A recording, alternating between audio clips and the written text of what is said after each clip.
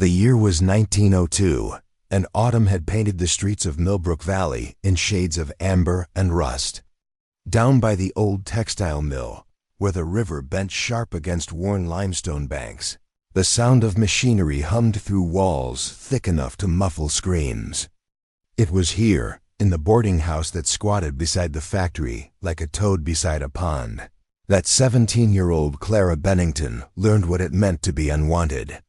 Before we jump back in, tell us where you're tuning in from, and if this story touches you, make sure you're subscribed because tomorrow I've saved something extra special for you.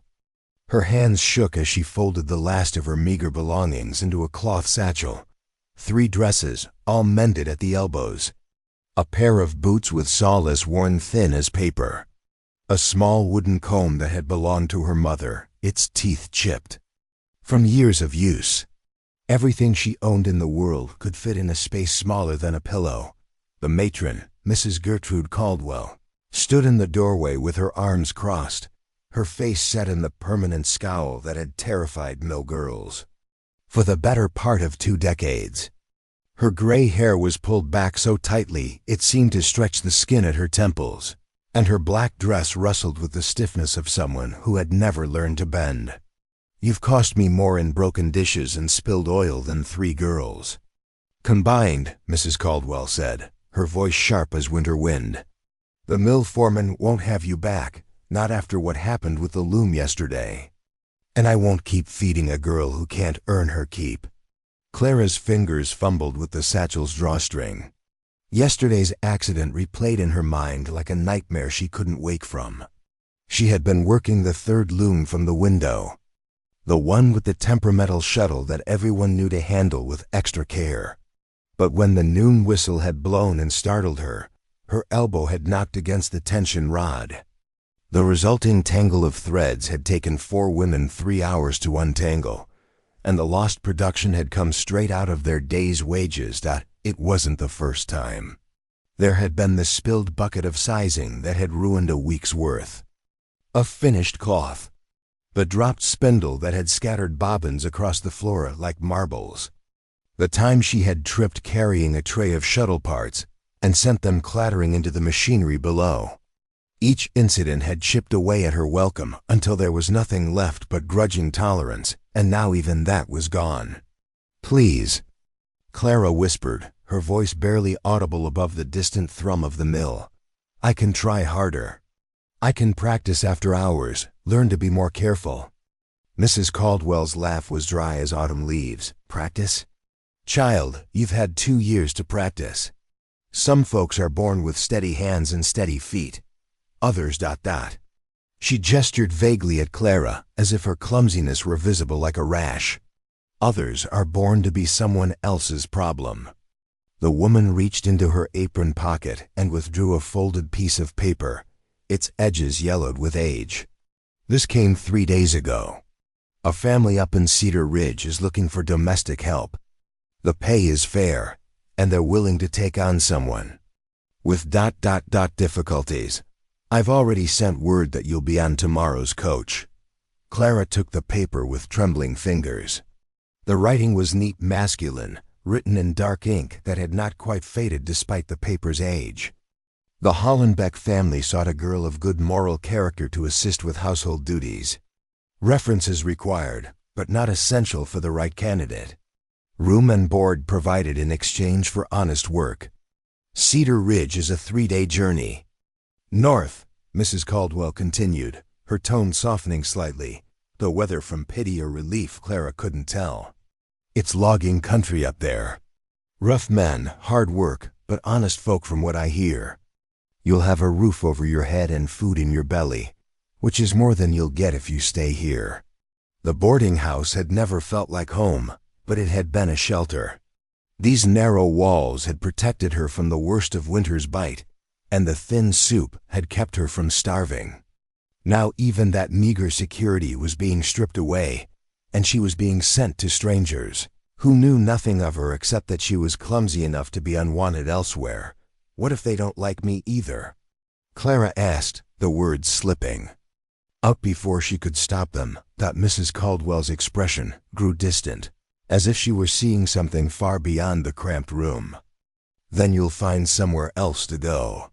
That's what folks like us do, Clara. We keep moving until we find a place that will have us, or until we learn to make our own way." That night, Clara lay on her narrow cot and listened to the sounds of the boarding house settling around her. The mill girls in the room next door whispered about their sweethearts and their plans for Sunday afternoon. Down the hall, someone coughed the deep, rattling cough that came from years of breathing cotton dust. Outside, the river murmured against its banks, carrying away the day's debris toward some distant sea. She thought about her mother, dead these 5 years from the fever that had swept through the mill district like wildfire. Elizabeth Bennington had been graceful in ways that Clara could never manage. She had moved through their tiny tenement apartment like water, never bumping into furniture, never dropping things, never earning the sharp words that followed Clara wherever she went. "You'll find your way, little bird," her mother had whispered during those final fevered days. "Everyone has something they're meant to do.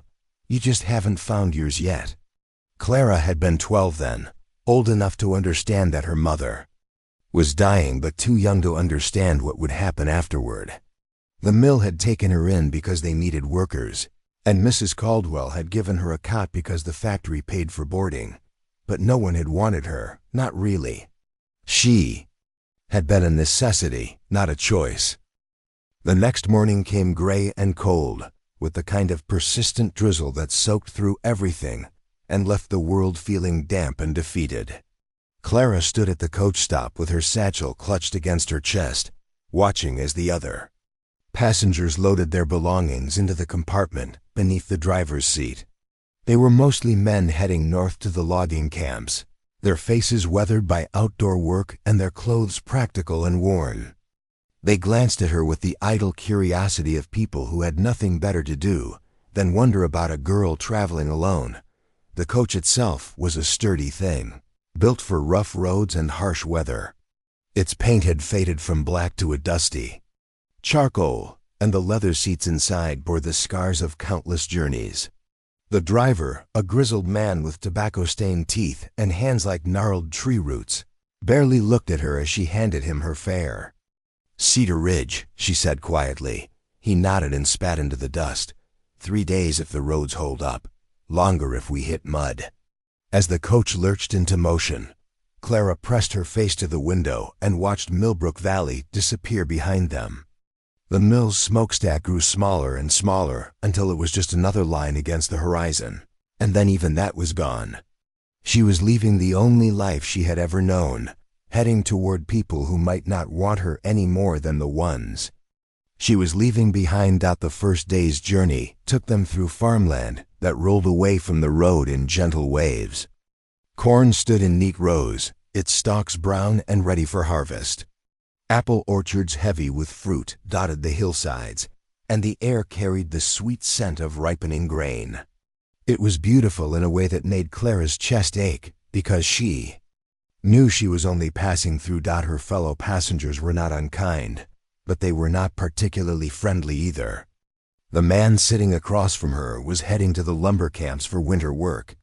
He had the broad shoulders and calloused hands of someone accustomed to physical labor, and he slept for most of the journey with his hat pulled down over his eyes.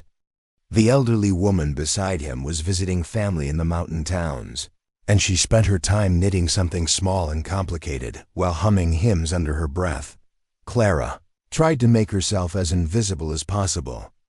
She kept her hands folded in her lap to prevent any accidental gestures that might knock into someone. She pressed herself against the window to take up as little space as possible. When the coach stopped for meals and to change horses, she waited until everyone else had disembarked before carefully making her way down the steps. Even so, disaster found her.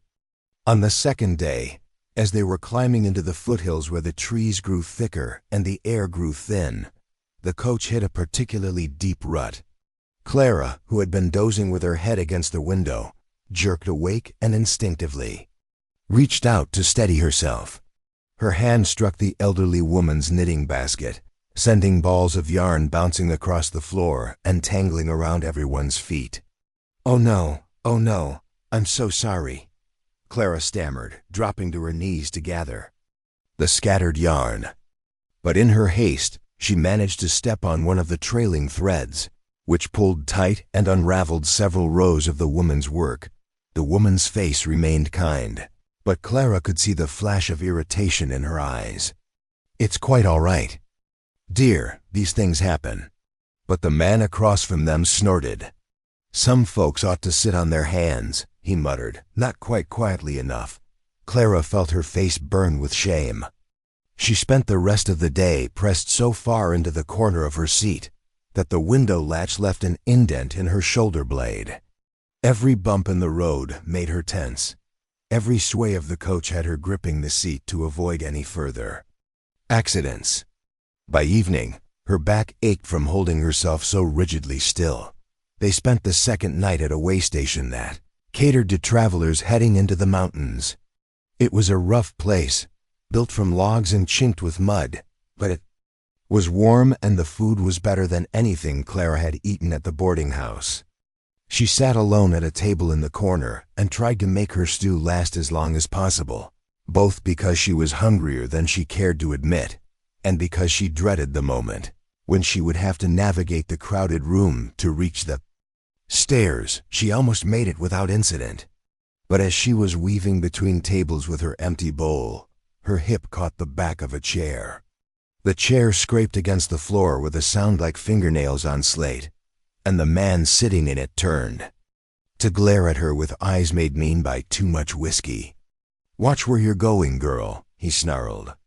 "I'm sorry," Clara whispered, but she was already backing away, and in her retreat she bumped into a serving girl carrying the tray of drinks. The girl managed to keep hold of the tray, but the glasses clinked together ominously. "Careful there," she said, not unkindly. But Clara was already fleeing toward the stairs, her face burning with embarrassment.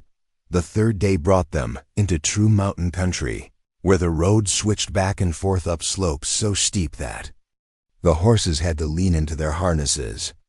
Pine trees crowded close to the road, their branches heavy with the promise of early snow.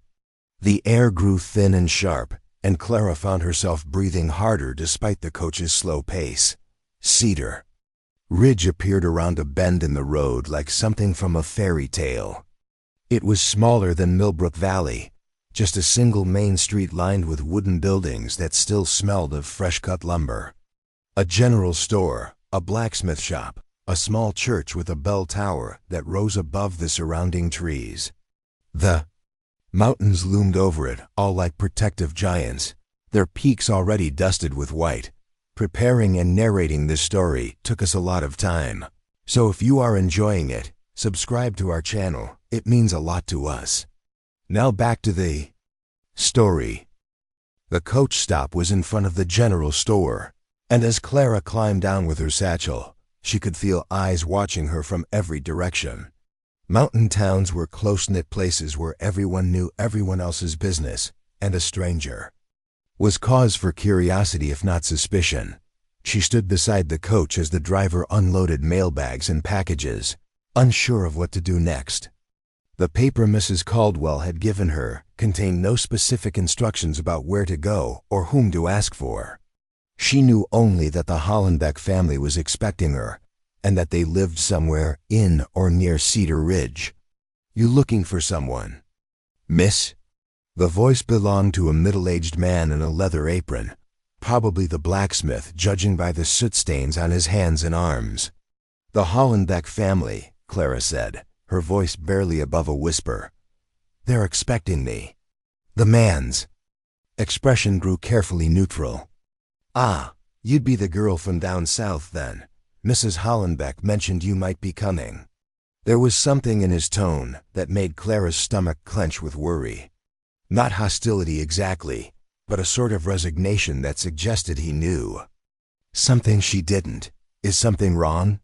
she asked. The blacksmith glanced around as if checking to see who might be listening, then stepped closer. "Look, miss, I don't know what you were told about the Hollenbecks, But you should know that they've been through 3 girls in the past year. Hard workers, all of them, but they didn't last. Mrs. Hollenbeck is particular about how things should be done. Clara felt the familiar weight of dread settling in her chest. What do you mean? She expects perfection, the man said simply, in everything. The way the floors are scrubbed, the way the linens are folded, the way the meals are prepared. She's not cruel, mind you, just exacting, and if you can't meet her standards. He shrugged. Then I'll be sent away like the others, Clara finished. The blacksmith's expression softened slightly. Maybe not. Maybe you'll be different. I just thought you should know what you're walking into. He pointed down the main street toward a house that sat apart from the others, larger and more elaborate than its neighbors. That's the Hollenbeck place. The white house with the green shutters. Mrs. Hollenbeck should be expecting you. Clara thanked him and began walking down the street, her satchel feeling heavier with every step. The house grew larger as she approached, and she could see that it was indeed impressive by mountain town standards. 2 stories with a wraparound porch and windows that gleamed like they were cleaned daily. The yard was immaculate, with flower beds laid out in precise geometric patterns, and not a single weed to be seen. She paused at the gate, suddenly aware of how she must look after 3 days of travel. Her dress was wrinkled, her hair had escaped from its pins, and she probably smelled like road dust and horse sweat. This was not the first impression she had hoped to make, but there was no help for it. She had nowhere else to go, and the afternoon was growing late.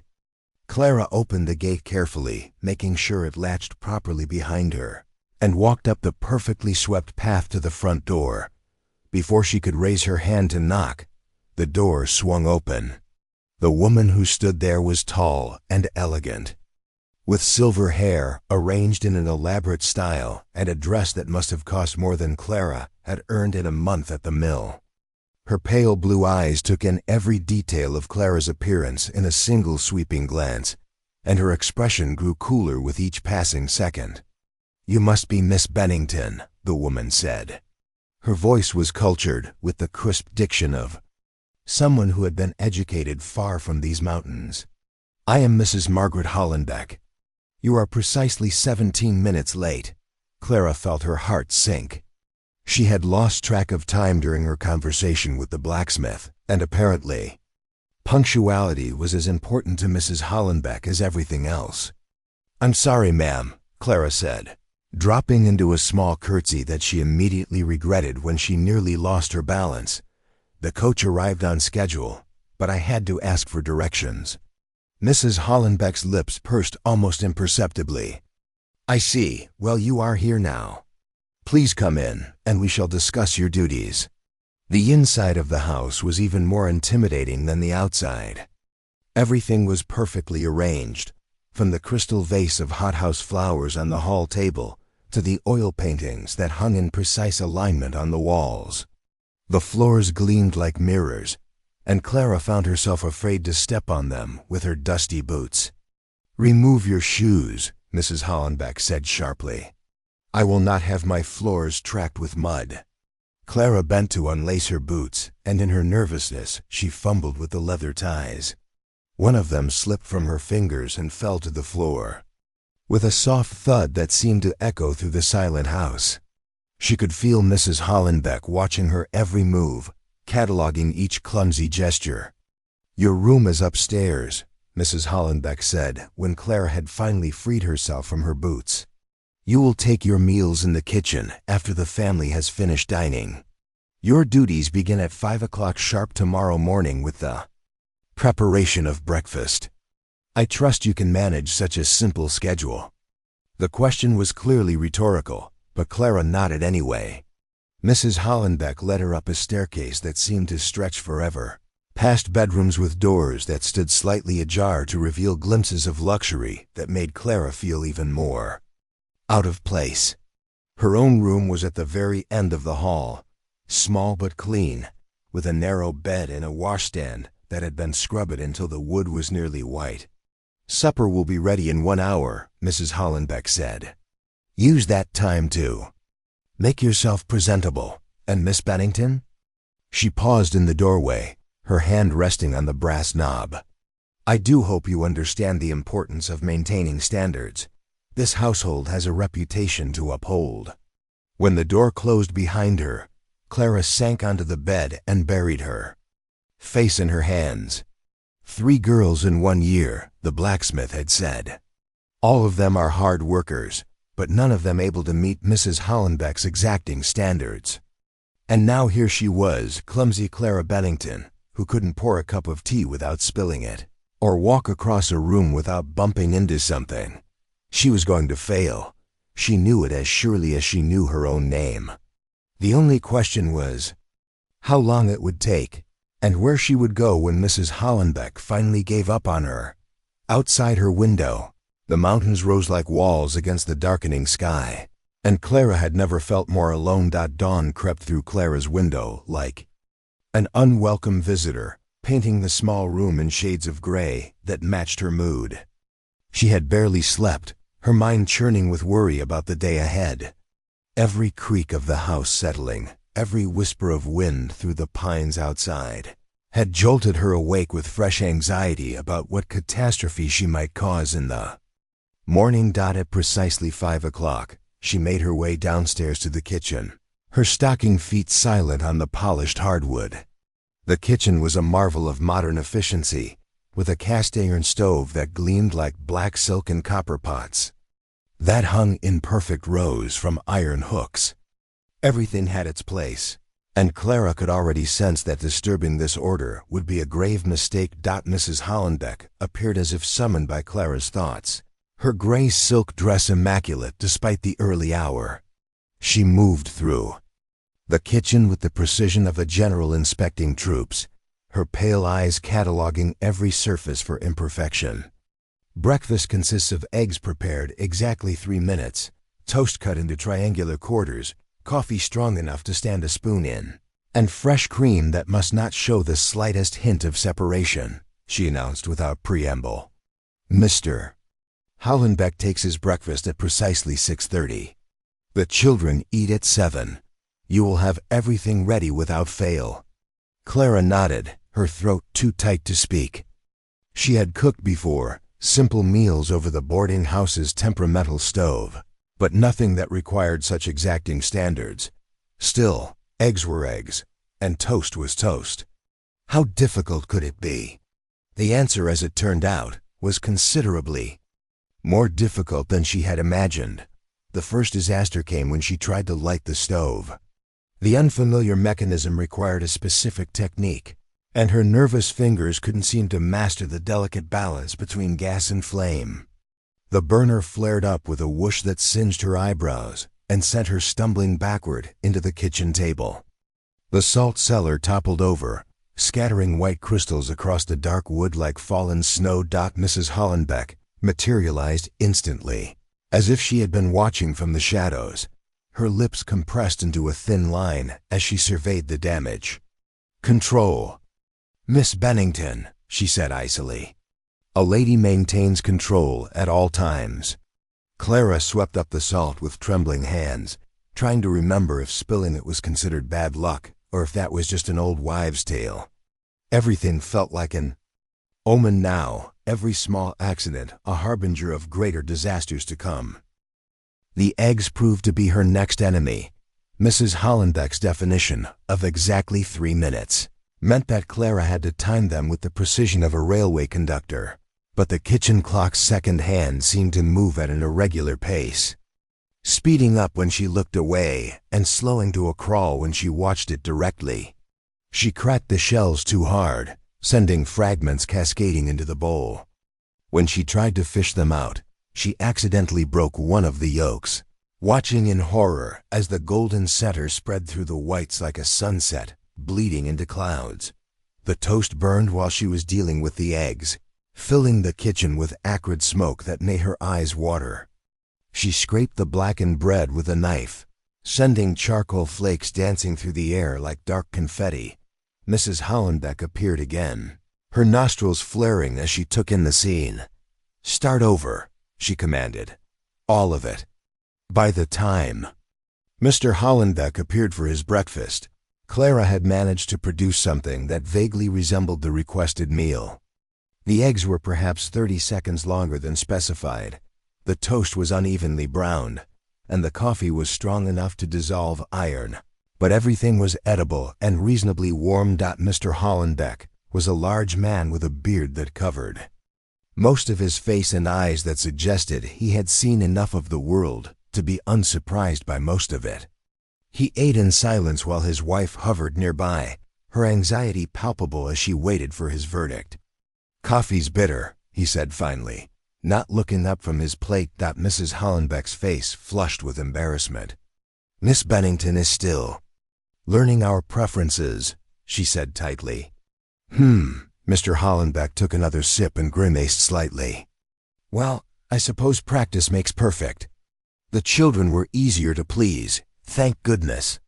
8-year-old Timothy and 6-year-old Sarah ate their breakfast with the uncomplicated hunger of youth, though Clara noticed that Mrs. Hollenbeck corrected their table manners with the persistence of a metronome. Napkins properly placed, posture maintained, chewing accomplished with mouths closed at all times. After breakfast came the real work. Mrs. Hollenbeck handed Clara a list written in her precise handwriting, each task described in minute detail. The floors were to be swept and mopped until they reflected light like still water. The furniture required dusting with a specific type of cloth, moved in circular motions that followed the grain of the wood. The windows needed cleaning inside and out, the glass polished until it was invisible. Clara tried her best, but perfection proved as elusive as morning mist. When she swept the dining room, she managed to knock over a small table that held a porcelain figurine. The shepherdess shattered against the floor, her painted smile broken into a dozen pieces. Mrs. Hollenbeck's sharp intake of breath could have cut glass. "That belonged to my grandmother," she said, her voice dangerously quiet. "I'm so sorry," Clara whispered, dropping to her knees to gather the fragments. "Maybe it can be repaired." "Don't touch it," Mrs. Hollenbeck snapped. "You've done quite enough damage." The rest of the morning passed in a blur of mounting disasters. Clara dropped a plate while washing dishes, sending ceramic shards across the kitchen floor. She knocked over a vase of flowers while dusting, soaking a Persian rug with dirty water. When she tried to hang laundry on the line behind the house, a gust of wind caught the wet sheets and wrapped them around her legs, sending her tumbling into Mrs. Hollenbeck's prized rose bushes. By noon, Clara's dress was torn, her hands were scratched from the thorns, and Mrs. Hollenbeck's patience had worn thinner than parchment. The woman stood in the kitchen doorway, her arms crossed, watching Clara attempt to prepare lunch with the expression of someone witnessing a natural disaster. "Stop," Mrs. Hollenbeck said finally, her voice cutting through the kitchen like a blade. "Just stop." Clara froze with a wooden spoon halfway to her mouth, tasting the soup she had been preparing. It was too salty, she realized with a sinking heart. She had been so nervous that she had lost track of how much seasoning she had added. "Mrs. Hollenbeck, I can fix it," Clara began, but the older woman held up a hand for silence. "Miss Bennington, I have employed many girls over the years, and I understand that there is always an adjustment period, but this ... She gestured at the chaos that surrounded them, the spilled flour on the counter, the scorched pot on the stove, the puddle of soup where Clara had misjudged the ladle. "This is beyond inexperience. This is a fundamental inability to function in a civilized household." The words hit Clara like physical blows. She had heard them before, in different forms and from different mouths, but they never lost their power. To wound, clumsy, hopeless, unfit for a decent society. "Please," Clara said, her voice barely above a whisper. "Give me another chance. I'll try harder, I'll be more careful. You cannot try your way out of what you are," Mrs. Hollenbeck interrupted. "Some people are simply not suited for this kind of work." There is no shame in acknowledging one's limitations. But there was shame, Clara knew. There was shame in being the girl who couldn't manage the simplest tasks, who left destruction in her wake like a walking storm. There was shame in being unwanted again in the space of less than 24 hours. "I'll pack my things, Clara," said quietly. Mrs. Hollenbeck's expression softened slightly, though her resolve remained firm. "There's a coach that passes through tomorrow morning. I'll provide your fare back to Millbrook Valley, and I'll write a letter of reference that emphasizes your other qualities." Clara nodded, not trusting her voice to remain steady. She made her way upstairs to her small room, each step feeling heavier than the last. Through the window, she could see the mountains rising like barriers around the little town, trapping her in this latest failure. She sat on the narrow bed and stared at her hands. These traitors that couldn't seem to hold anything without dropping it, couldn't touch anything without breaking it. Her mother had often said that everyone had a purpose, but what if some people were born without one? What if Clara's purpose was simply to serve as a cautionary tale for others? The afternoon dragged by with agonizing slowness. Mrs. Hollenbeck had relieved her of all duties, which left Clara with nothing to do but contemplate her failures and listen to the normal sounds of a functioning household continuing around her. She heard the children playing in the garden, their laughter bright and uncomplicated. She heard Mrs. Hollenbeck moving through the house with her usual efficiency, probably erasing all traces of Clara's brief and disastrous tenure.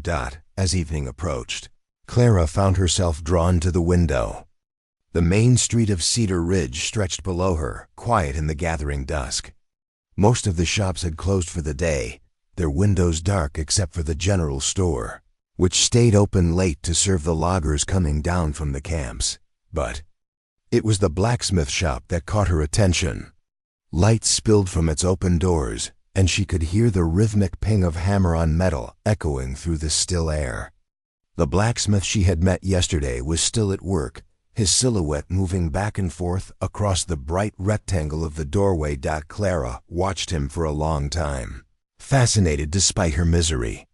There was something almost hypnotic about the steady rhythm of his work, the way he seemed to coax the stubborn metal into whatever shape he desired.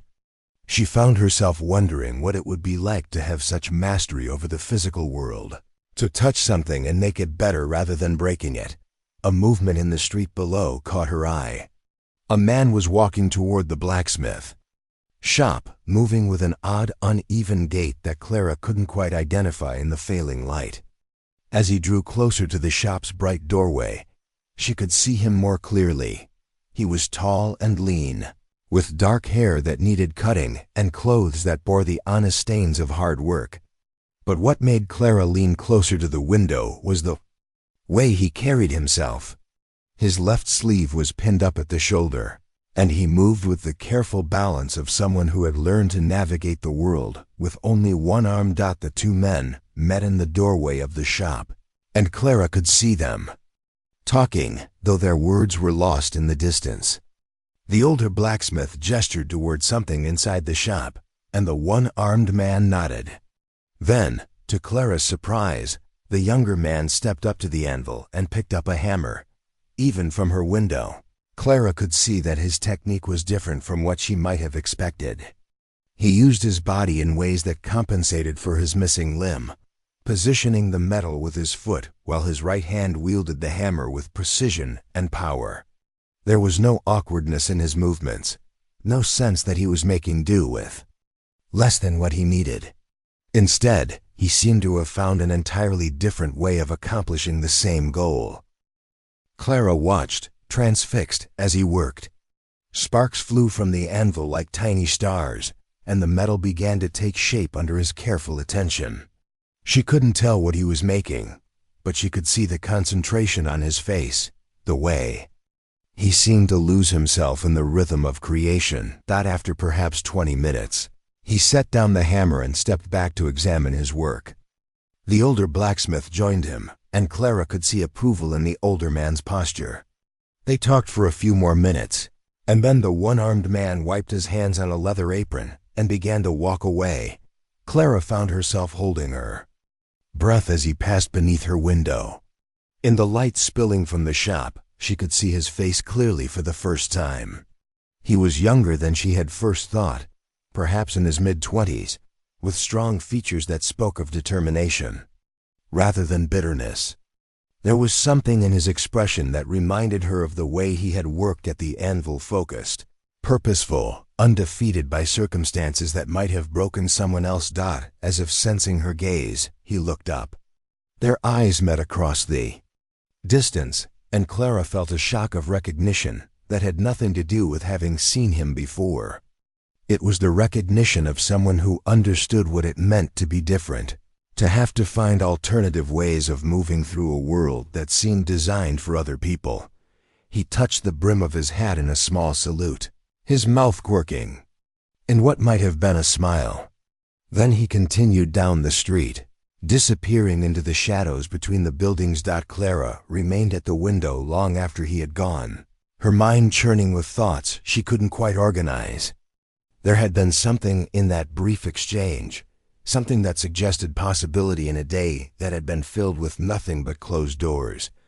The next morning arrived gray and cold, with the promise of rain hanging heavy in the clouds that clung to the mountainsides.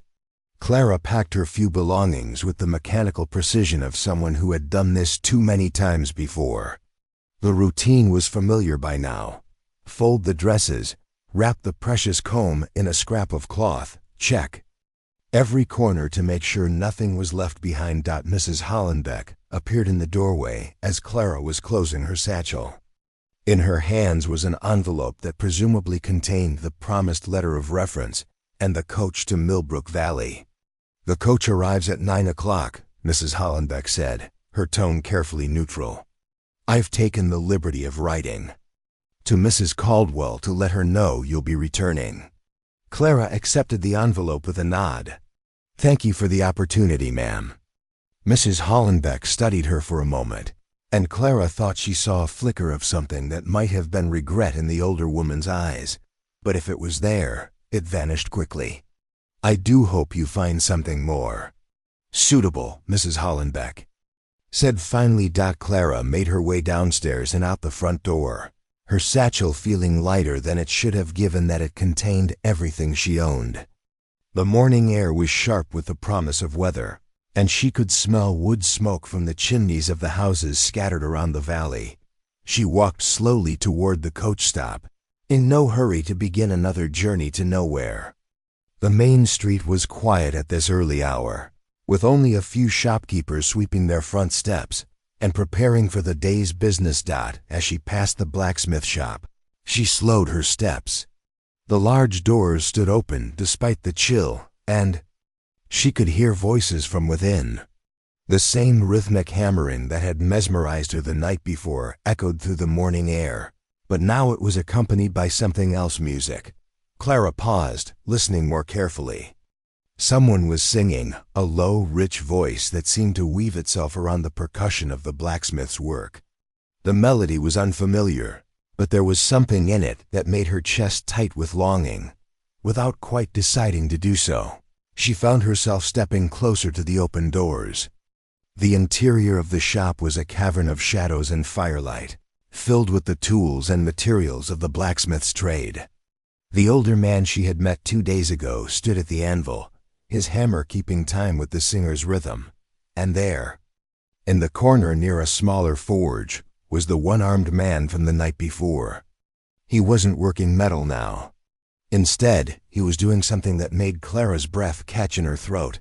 He was dancing, not the elaborate, formal dancing that Mrs. Hollenbeck might have recognized from her wealthy upbringing, but something entirely different. Something that looked like it had been born from the rhythm of hammers and the crackle of forge fires. His movements flowed around his missing arm as if it had never existed, his body telling a story of adaptation and grace that made Clara's heart race. The older blacksmith noticed her first. He set down his hammer and touched the younger man's shoulder, nodding toward the doorway where Clara stood frozen like a deer caught in lamplight. The dancing stopped. The singing faded. And Clara found herself facing two men who were studying her with expressions of mild curiosity and no small amount of concern. "Miss," the older blacksmith said gently, "you all right? You look like you've seen a ghost." Clara realized she was staring, her mouth slightly open, probably looking every bit as clumsy and awkward as she felt. Heat flooded her cheeks as she tried to find words that wouldn't make her sound like a complete fool. "I'm sorry," she stammered. "I didn't mean to interrupt. I was just ... the music." The one-armed man stepped forward, and Clara could see his face clearly in the light from the forge. His features were strong and honest, with lines around his eyes that spoke of laughter rather than hardship. When he smiled, which he was doing now, it transformed his entire face. "You're the girl from the Hollenbecks," he said. It wasn't a question. Clara nodded, unable to trust her voice. "Heading out on the morning coach?" This from the older blacksmith, whose expression had grown knowing in a way that made Clara wonder exactly how much the people of Cedar Ridge knew about Mrs. Hollenbeck's domestic difficulties. "Yes, sir," Clara managed. The one-armed man was still studying her, his head tilted slightly as if he were trying to solve a puzzle. "You were watching last night," he said finally, "from the window upstairs." It wasn't an accusation, just a statement. A fact, but Clara felt mortified anyway. "I didn't mean to spy. I was just ... You were working, and I'd never seen anything like it." "Like what?"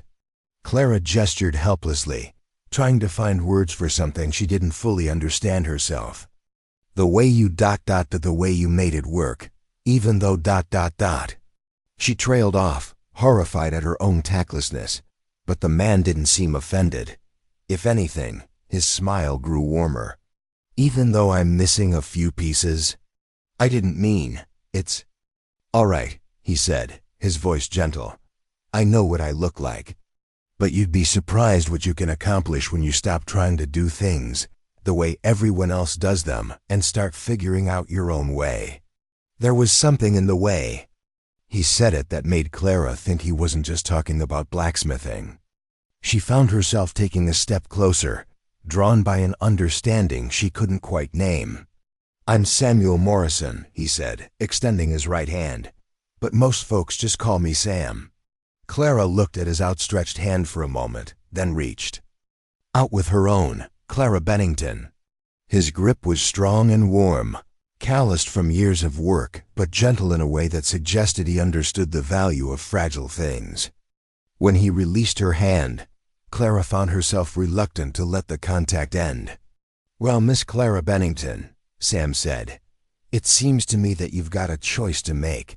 "What kind of choice?" Clara asked, though something in Sam's expression told her she already knew the answer would change everything. The older blacksmith, who had been listening to their exchange with growing interest, stepped forward and wiped his hands on his leather apron. "Where are my manners? I'm Jacob Hensley, and this here's my shop. Been working iron in these mountains for nigh on 30 years.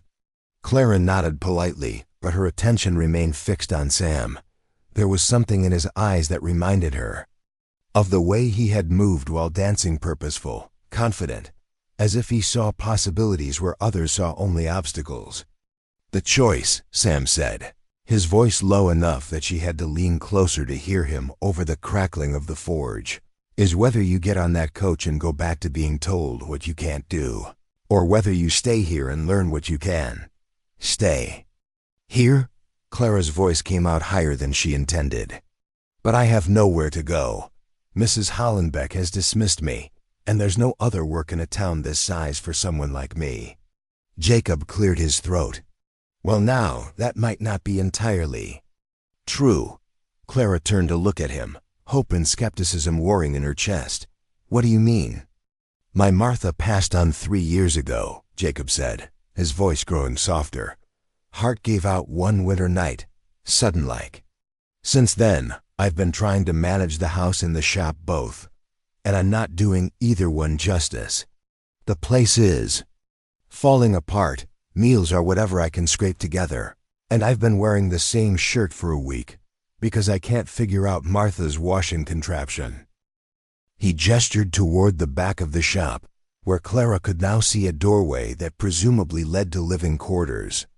Through the opening, she caught a glimpse of what might charitably be called organized chaos piles of unwashed dishes, clothes, draped over furniture, papers scattered across every surface. I don't need someone who can fold napkins into fancy shapes or arrange flowers like they do in the big houses, Jacob continued. I need someone who can cook simple food, keep the place from falling down around my ears, and maybe remind me to change my clothes before the smell drives away all my customers. Clara felt a flutter of something that might have been hope, but years of disappointment had taught her to be cautious. Mr. Hensley, I appreciate the offer, but you should know Mrs. Hollenbeck let me go because I broke half her china and ruined her floors. I'm not just clumsy, You're scared, Sam interrupted quietly. Scared of your own hands, scared of making mistakes, scared of what people will think when you do. But fear makes everything harder. His words hit closer to home than Clara cared to admit. She had been living in a state of constant anxiety for so long that she had forgotten what it felt like to move through the world without expecting disaster at every turn. Even if that's true, she said, it doesn't change the fact that I break things, important things, valuable things. Jacob snorted. Valuable things? Girl, take a look around. You see anything in here that can't be replaced or repaired? Clara surveyed the shop with new eyes. The tools were well used but sturdy, built for function rather than beauty. The furniture was simple and practical. Even Jacob's clothes, while clean, showed the patches and mends of a man who valued durability over appearance. Martha used to say that the only things truly worth crying over are the ones that can't be bought or made, Jacob said. Everything else is just stuff. But what if I ruin your business? What if customers stop coming because I've made some terrible mistake? Sam stepped closer, and Clara caught the scent of smoke and honest sweat that seemed to cling to him like a second skin. Let me ask you something, Clara. When you were watching me work last night, what did you see? The question caught her off guard. I saw someone who had found a way to make beautiful things despite. She trailed off, embarrassed by her own directness. Despite being broken? Sam's smile took any sting out of the words. I lost this arm in a logging accident 4 years ago. Though my life was over, I thought I'd never work with my hands again. Spent 6 months feeling sorry for myself before Jacob here knocked some sense into me. Jacob grinned. Wasn't much knocking involved. Mostly just put him to work and let him figure out the rest. The point is, Sam continued, I had to learn everything over again. How to hold things, how to balance, how to apply force without having a second hand to steady the work. And you know what I discovered? Clara shook her head, captivated despite herself. I discovered that the way I'd been doing things before wasn't the only way. Sometimes it wasn't even the best way. When you can't rely on brute force or conventional methods, you have to get creative. You have to think. He moved to a workbench and picked up a piece of metal that had been twisted into an intricate pattern. Clara could see the care and skill that had gone into its creation, the way each curve flowed naturally into the next. I could never have made this when I had 2 arms, Sam said. I would have rushed it, forced it, relied on strength instead of finesse. Now I have to listen to the metal, feel what it wants to do, work with it instead of against it. Clara stared at the beautiful ironwork, understanding beginning to dawn. You think I could learn to do that? To work with my ... with the way I am, instead of fighting it? I think, Sam said carefully, that you've been so busy trying to be perfect that you've forgotten how to be yourself. And I think that's a shame, because I have a feeling the real Clara Bennington is someone worth knowing. The sound of a coach horn echoed down the main street, and Clara's heart clenched with panic. The morning stage was arriving, the one that would carry her away from this strange possibility and back to the world of boarding houses and failed positions. "I have to decide now, don't I?"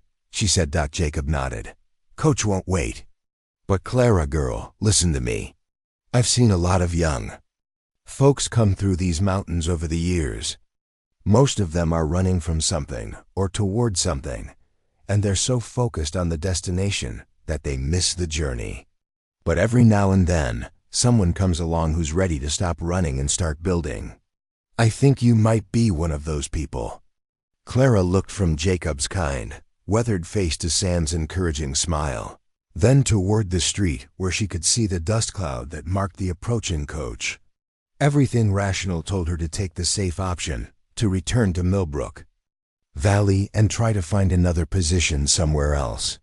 But something deeper, something that had been sleeping for too long, whispered that safety and happiness were not the same thing. "What would I do here?" she asked.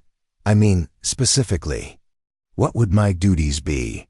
Jacob's face lit up with relief, as if her question meant she had already made her choice. "Well, let's see. Cooking, but nothing fancy stew, bread, beans, that sort of thing. Keeping the house clean, but again, we're talking about swept floors and washed dishes, not white glove inspection. Maybe help with the books when orders come in, since my reading isn't what it used to be. And the pay? Room and board plus $2 a week. Not much by city standards, but it'll keep you fed and clothed, and there's always extra when business is good."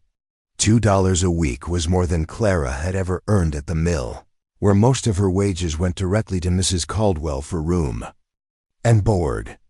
The idea of having money of her own, even a small amount, was almost too wonderful to contemplate. The coach horn sounded again, closer now. Clara could hear the rumble of wheels on the packed dirt road and the snorting of horses eager to continue their journey. "There's one more thing," Sam said quietly. "Something Jacob hasn't mentioned because he's too polite." Clara raised an eyebrow, and Jacob looked suddenly uncomfortable. "The dancing," Sam continued. "What you saw me doing earlier. It's not just something I do for my own amusement." "Sam," Jacob warned, but the younger man held up his hand. "She has a right to know what she'd be getting into. Clara, there's a social hall above Murphy's General Store. Every Saturday night, the whole town gathers there for music and dancing. It's how folks here unwind after a week of hard work, how young people court, how neighbors stay neighbors." Clara felt her stomach drop. "And you want me to ... I want you to understand that in a town this size, everyone participates. Everyone contributes. And if you're going to be part of this community, people will expect to see you there." The thought of dancing in front of the entire town, of being watched and judged by people who would quickly discover her clumsiness, made Clara's palms sweat. She could already imagine the whispers, the laughter, the looks of pity and embarrassment. "I can't," she said quickly. "I mean, I've never learned to dance properly, and with my ... the way I am." "The way you are," Sam said firmly, "is exactly why you should learn. Clara, what if I told you that dancing isn't about being perfect? What if I told you it's about finding your own rhythm, your own way of moving through space? What if I told you that some of the most beautiful dancing comes from people who've had to learn their own steps?" Clara stared at him, torn between fascination and terror. "You would teach me? If you're willing to learn." The coach appeared around the bend. In the road, its driver calling out to his horses as he prepared for the final approach to the town. Clara could see passengers peering out the windows, probably eager to stretch their legs and grab a hot meal before continuing their journey. "I don't have much time," she said, her voice tight with urgency. "Then let me make it simple," Sam said. "Do you want to keep running from who you are, or do you want to stay and find out who you could become?" Clara closed her eyes and tried to imagine herself on that coach, returning to Millbrook Valley with another failure behind her, another position lost, another door closed. She could see the disappointed faces, hear the whispered conversations. About poor Clara Bennington, who couldn't keep a job to save her life. Then she tried to imagine herself staying here, in this mountain town where a one-armed blacksmith thought she could learn to dance, and a lonely widower believed she could help him put his life back together. It was terrifying and impossible and completely insane, which was exactly why she knew it was right. "Mr. Hensley," she said, opening her eyes, "I accept your offer." Jacob's face broke into a grin that took years off his age. "Well, I'll be damned. Sam, looks like you were right about her." Sam's smile was quieter, but no less pleased. "I had a feeling." The coach pulled up in front of the general store with a great creaking of leather and jingling of harness. The driver climbed down from his seat and began calling for passengers, his voice carrying clearly in the crisp mountain air. "I should let them know I won't be traveling," Clara said, but her feet seemed reluctant to move. "I'll handle it," Jacob said. "You stay here and get acquainted with your new home." He strode off toward the coach, leaving Clara alone with Sam in the mouth of the blacksmith shop. She watched Jacob speak to the driver, saw him hand over what must have been the letter Mrs. Hollenbeck had given her. The transaction seemed to take forever, but finally the driver nodded and climbed back onto his seat. Within minutes, the coach was rolling away down the main street, carrying with it Clara's last easy escape route. She watched until it disappeared around a bend, then turned to find Sam studying her with an expression she couldn't quite read. "Having second thoughts?" he asked. Clara considered the question seriously. "Probably a dozen of them. But I've been having second thoughts about everything I've done for the past 5 years, and it hasn't gotten me anywhere. Maybe it's time to try having first thoughts instead." Sam laughed, a rich sound that seemed to fill the space between them with warmth. "First thoughts. I like that." Jacob returned, rubbing his hands together with satisfaction. "Well, that's settled. Driver says he'll let Mrs. Hollenbeck know you found other employment, and he'll make sure Mrs. Caldwell gets word that you're safe and settled." "What about my things?" Clara asked, suddenly realizing that her satchel was still sitting in the Hollenbeck's front hall. "I'll collect them later," Jacob said. "Margaret Hollenbeck and I may not see eye to eye on much, but she's an honest woman. Pack up your belongings proper." Clara nodded, then looked around at her new surroundings with fresh eyes. The blacksmith shop was larger than she had first realized, with alcoves and workspaces that extended back into the building's depths. Tools hung from every available surface, and half-finished projects occupied several workbenches. There was an organized chaos to it all that reminded her somehow of the kitchen at the boarding house, where functionality mattered more than appearance. "Why don't I show you the house?" Jacob suggested. "Such as it is." He led them through the doorway Clara had glimpsed earlier, into what had once been a comfortable home and was now a testament to a man trying to manage tasks he had never had to handle alone. The kitchen was the worst of it, with dishes stacked in precarious towers and a layer of flour coating every surface like snow. "Martha always made it look so easy," Jacob said apologetically. "I'm beginning to think she was some kind of magician." Clara walked slowly through the space, her mind already organizing and cataloging. The bones of the house were good solid construction, plenty of light, a kitchen that had been designed by someone who understood the flow of domestic work.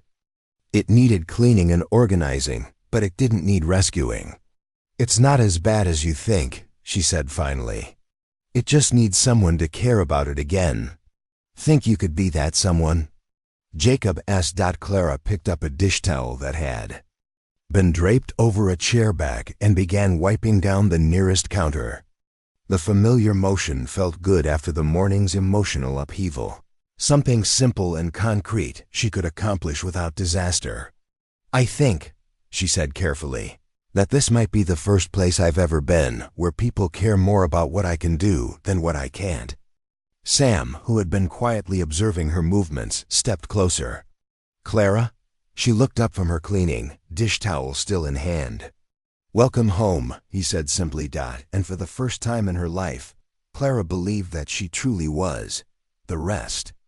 Of the morning passed in a blur of activity as Clara began to understand the scope of her new responsibilities.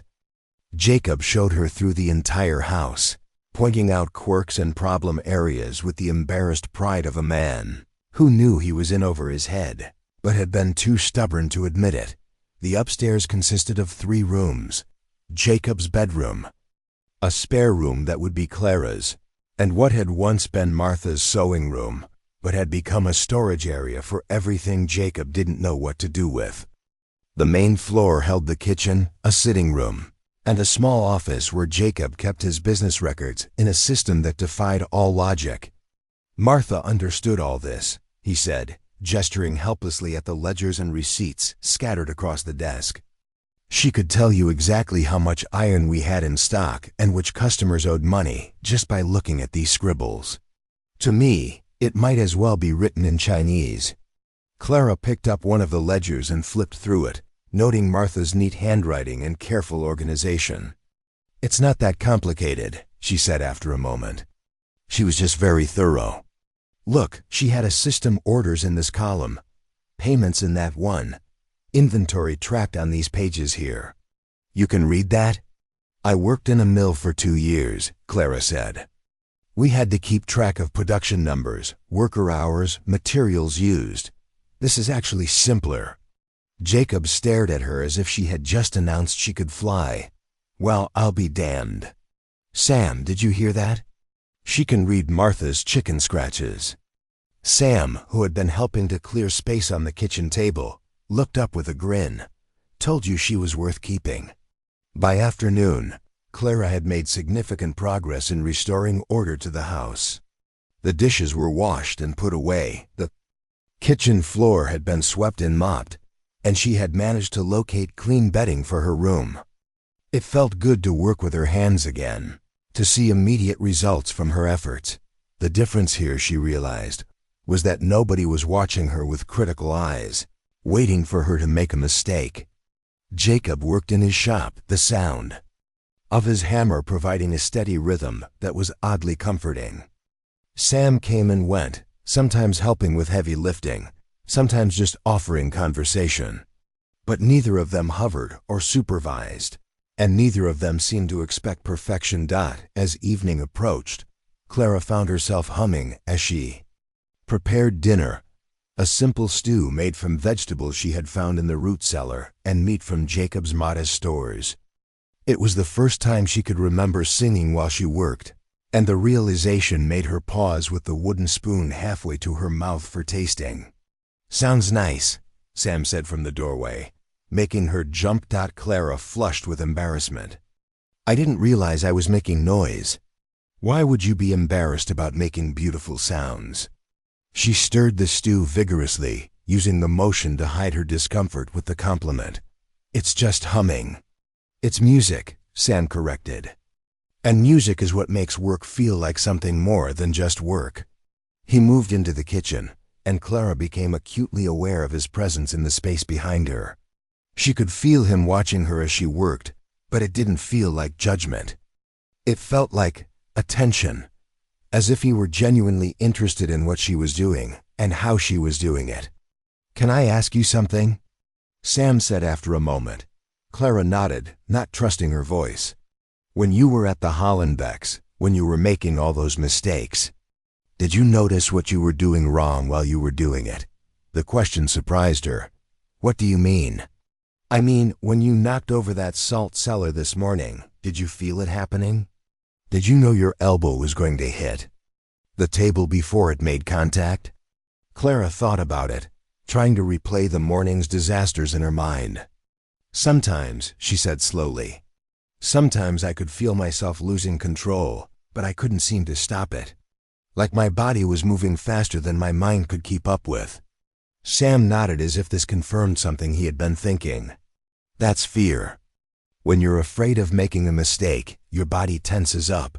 Your movements become jerky and unpredictable. You're so focused on not doing the wrong thing that you can't concentrate on doing the right thing. So what's the solution? Practice, patience, and learning to trust yourself." He paused, then added quietly, "and maybe learning to dance." Clara's stirring slowed. You really think dancing could help with everything else? I know it can. Dancing teaches you how to move. With intention, how to be aware of your body in space, how to flow instead of fighting. And more than that. He trailed off, and Clara turned to look at him. More than what? Sam's expression was serious now, almost intense. More than that, it teaches you that grace isn't about being perfect.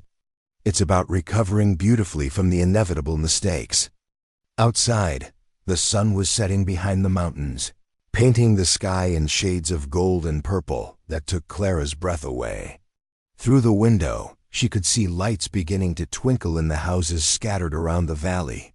Families, gathering for their evening meals, the simple rituals of home and belonging. For the first time in longer than she could remember, Clara felt like she might be part of something larger than her own failures and fears. It was a fragile feeling, delicate as spun glass, but it was there. And tomorrow, if she was brave enough, she might just let Sam Morrison teach her how to dance. 3 days passed in Cedar Ridge before Clara truly understood what it meant to wake up without dread. The sensation was so foreign that she spent her first morning lying in bed, trying to identify what felt different.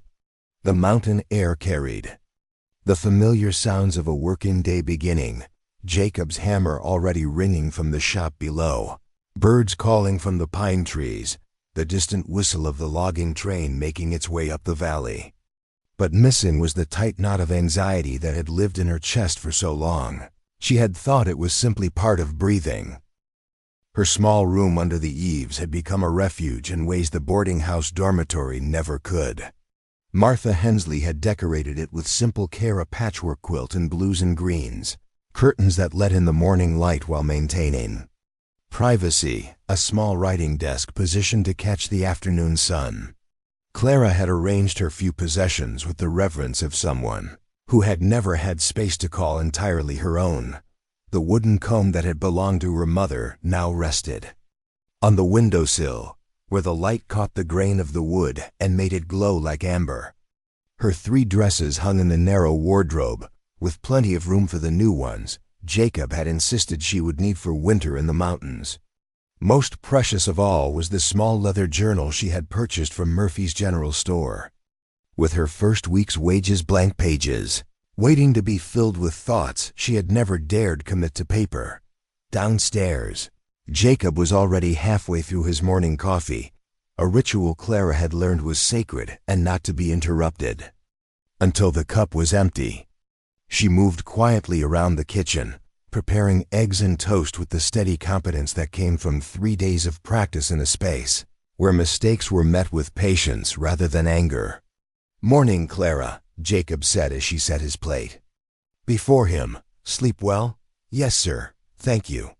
It was a simple exchange, repeated daily, but it carried weight that meals at the boarding house never had. There, food was fuel consumed in silence, under the watchful eye of Mrs. Caldwell. Here, breakfast was companionship, a gentle start to whatever the day might bring. "Sam's coming by after lunch," Jacob mentioned between bites. "Wants to show you something," he said. Wouldn't tell me what, just grinned like a cat with cream. Clara felt her pulse quicken. Over the past 3 days, Sam had become a regular presence in their kitchen, appearing at mealtimes with the easy assumption of welcome that spoke to long friendship.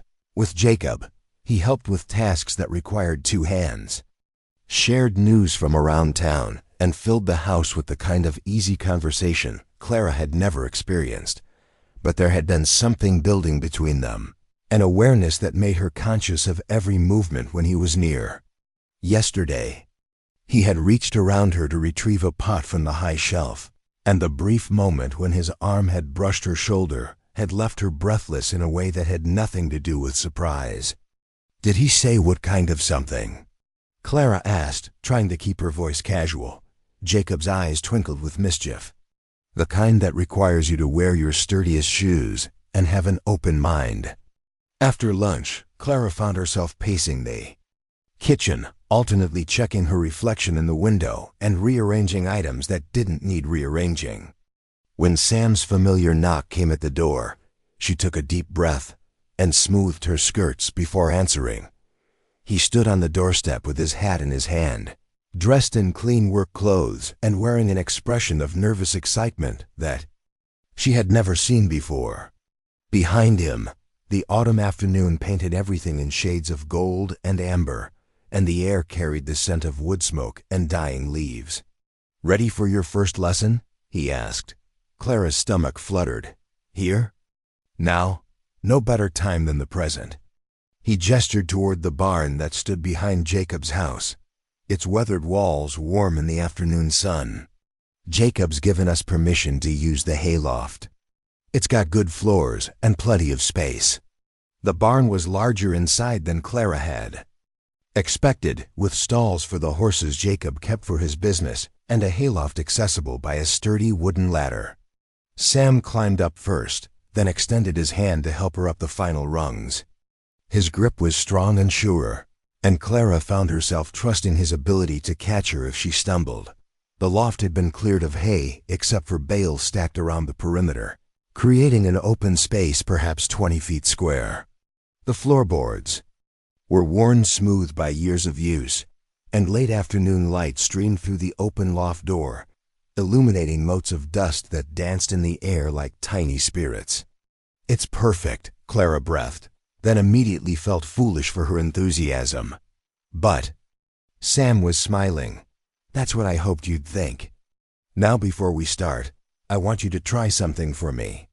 He moved to the center of the space and stood quietly for a moment, his eyes closed, his breathing deep and even. Then, without warning, he began to move, not dancing exactly, but flowing from one position to another with a grace that made Clara's throat tighten with longing. "This is how I start every session," he said as he moved. "Finding my center, feeling how my body wants to balance, listening to what it needs." He opened his eyes and looked at her. "Now you try." Clara stepped into the space he had vacated, acutely aware of how clumsy she felt compared to his fluid motion. "I don't know how to listen to my body. I've spent most of my life trying to make it behave." "That's exactly the problem," Sam said. Gently, "You've been treating your body like an enemy instead of a partner. Close your eyes." Clara obeyed, though it made her feel vulnerable in a way that set her nerves on edge. "Now just stand. Feel your feet on the floor. Feel the air on your skin. Don't try to control anything, just notice." For a long moment, Clara stood frozen, hyper-aware of every breath, every heartbeat, every tiny adjustment her muscles made to keep her upright. Gradually, though, she began to relax into the stillness. She could feel the warmth of the sun through the loft door, hear the distant sound of Jacob's hammer, sense Sam's presence nearby without having to see him. "Good," he said softly. "Now, keeping your eyes closed, I want you to lift one foot slightly off the ground. Just enough to shift your weight." Clara lifted her right foot and immediately felt herself wobble. Her eyes flew open as she threw her arms out for balance. "Eyes closed," Sam said firmly. "Trust your body to find its balance." Clara closed her eyes again and lifted her foot. The wobbling was less this time, and after a moment she found her equilibrium. "Excellent. Now the other foot." They spent the better part of an hour on nothing but balance and breathing, Sam guiding her through exercises that seemed almost ridiculously simple, but left Clara feeling more aware of her physical self than she had ever been. By the time he declared the lesson finished, she was tired in a way that had nothing to do with physical exertion. "That's enough for today," Sam said as they climbed down from the loft.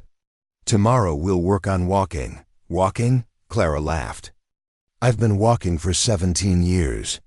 You've been moving from place to place," Sam corrected. "Walking is different.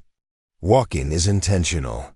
As they made their way back to the house, Clara found herself paying attention to each step in a way she never had before. The placement of her feet, the swing of her arms, the rhythm of her movement across the uneven ground. It was fascinating and exhausting all at once. "Sam," she said as they reached the kitchen door. "Yes? Thank you for believing I could learn this." His smile was warm enough to melt winter. "Clara, everyone can learn to dance. The only question is whether they're willing to be patient with the process." That evening, as Clara prepared dinner, she found herself moving differently through the kitchen. Instead of rushing from task to task with the anxious efficiency that had marked her previous attempts at domestic work, she tried to be intentional about each motion. The result was a calmness she had never experienced while cooking, a sense that she was working with the space rather than fighting it. Jacob noticed immediately. "You seem different tonight," he observed as she set a perfectly prepared plate before him. "Steadier somehow." Clara felt heat rise in her cheeks. "Sam gave me my first dancing lesson this afternoon." "Ah," Jacob's expression grew knowing. "And how did that go?" "We didn't actually dance," Clara admitted.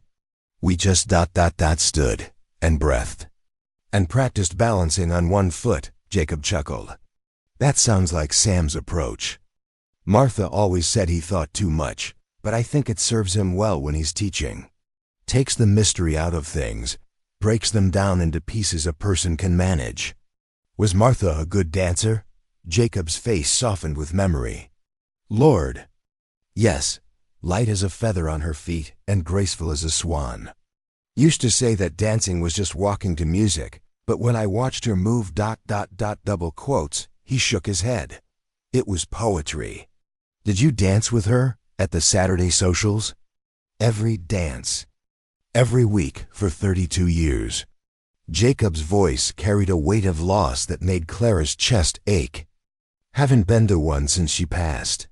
Can't seem to work up the courage to face that music without her." Clara reached across the table and touched his weathered hand gently. "Maybe someday you'll want to try again." Jacob squeezed her fingers. Gratefully. "Maybe, when I'm ready to remember the joy instead of just the missing."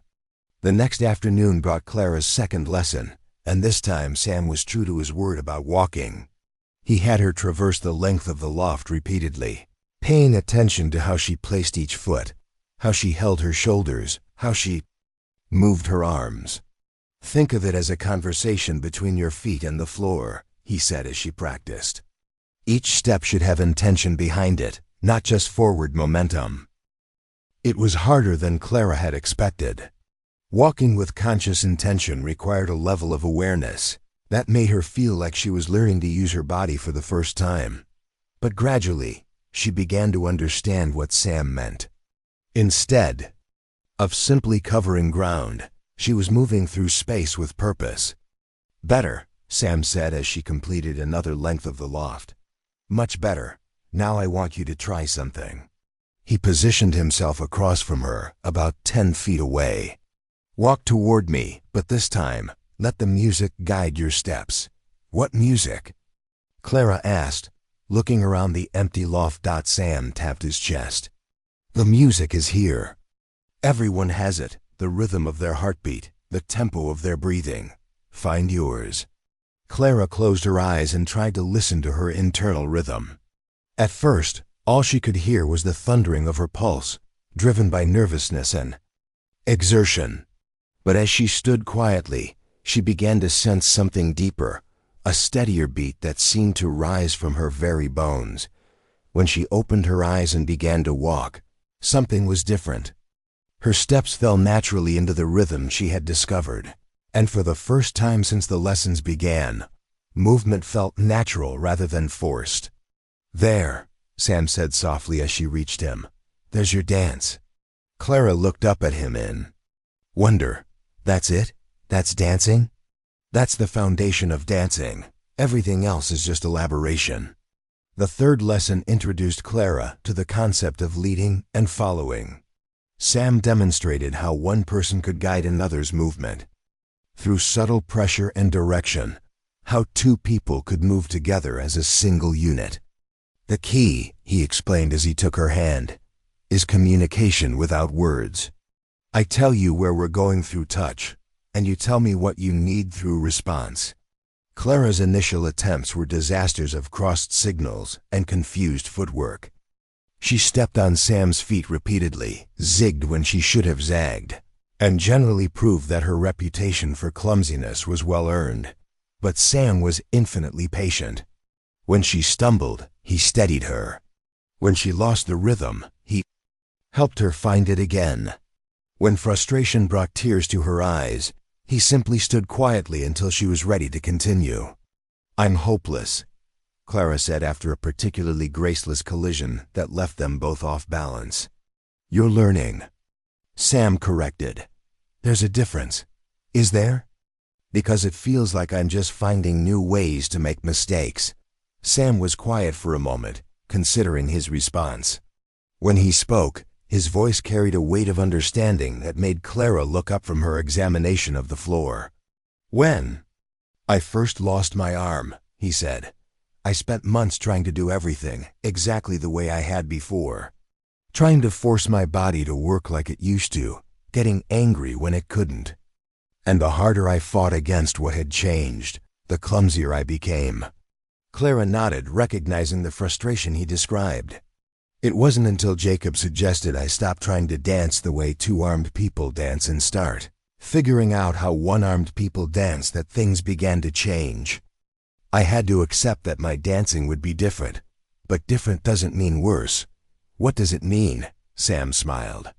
"It means authentic. It means true to who you are instead of who you think you should be." On the fourth day, something shifted. Clara arrived at the barn loft to find Sam had brought his fiddle, a battered instrument that looked like it had seen decades of use, but still sang with surprising sweetness when he drew the bow across the strings. "Today we danced to real music," he announced. The tune he played was simple and slow, a melody that seemed to rise from the mountains themselves. Clara found herself swaying to the rhythm before she was conscious of moving, her body responding to the music in ways her mind couldn't control. "Don't think," Sam called over the melody. "Just feel." Clara closed her eyes and let the music wash over her. This time, when she began to move, it felt like the most natural thing in the world. Her feet found the rhythm without conscious direction. Her arms moved in harmony with the melody, and for a few precious moments, she forgot to be afraid. When the song ended and she opened her eyes, Sam was staring at her with an expression of amazement. "What?" Clara asked, suddenly self-conscious. "That," Sam said quietly, "was beautiful." Clara felt heat flood her cheeks. "I probably looked ridiculous." "You looked like yourself," Sam said. "And yourself is lovely." The compliment hung in the air between them, carrying implications that made Clara's heart race. She had never thought of herself as lovely, had never imagined that anyone else might see her that way. But there was something in Sam's expression that suggested he meant every word. "Could you play it again?" she asked quietly. Sam lifted the fiddle to his shoulder and began the melody once more. This time, Clara didn't close her eyes. Instead, she watched Sam as she moved, saw how his face softened as he played, how his entire being seemed to pour into the music. And she began to understand that dancing wasn't just about moving your body, it was about letting your soul have a voice. By the end of the week, Clara could move through simple steps without conscious effort, could follow Sam's lead with increasing confidence, and could even add her own interpretations to the music he played. More importantly, she had begun to trust her body in ways that extended far beyond the dance lessons taught in the kitchen. She moved with newfound grace, her hands steady as she kneaded bread, her movements flowing as she cleaned and organized.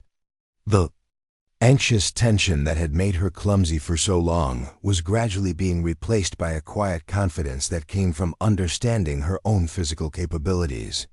"You're different," Jacob observed one evening as she served dinner with none of the spills or mishaps that had marked her first attempts.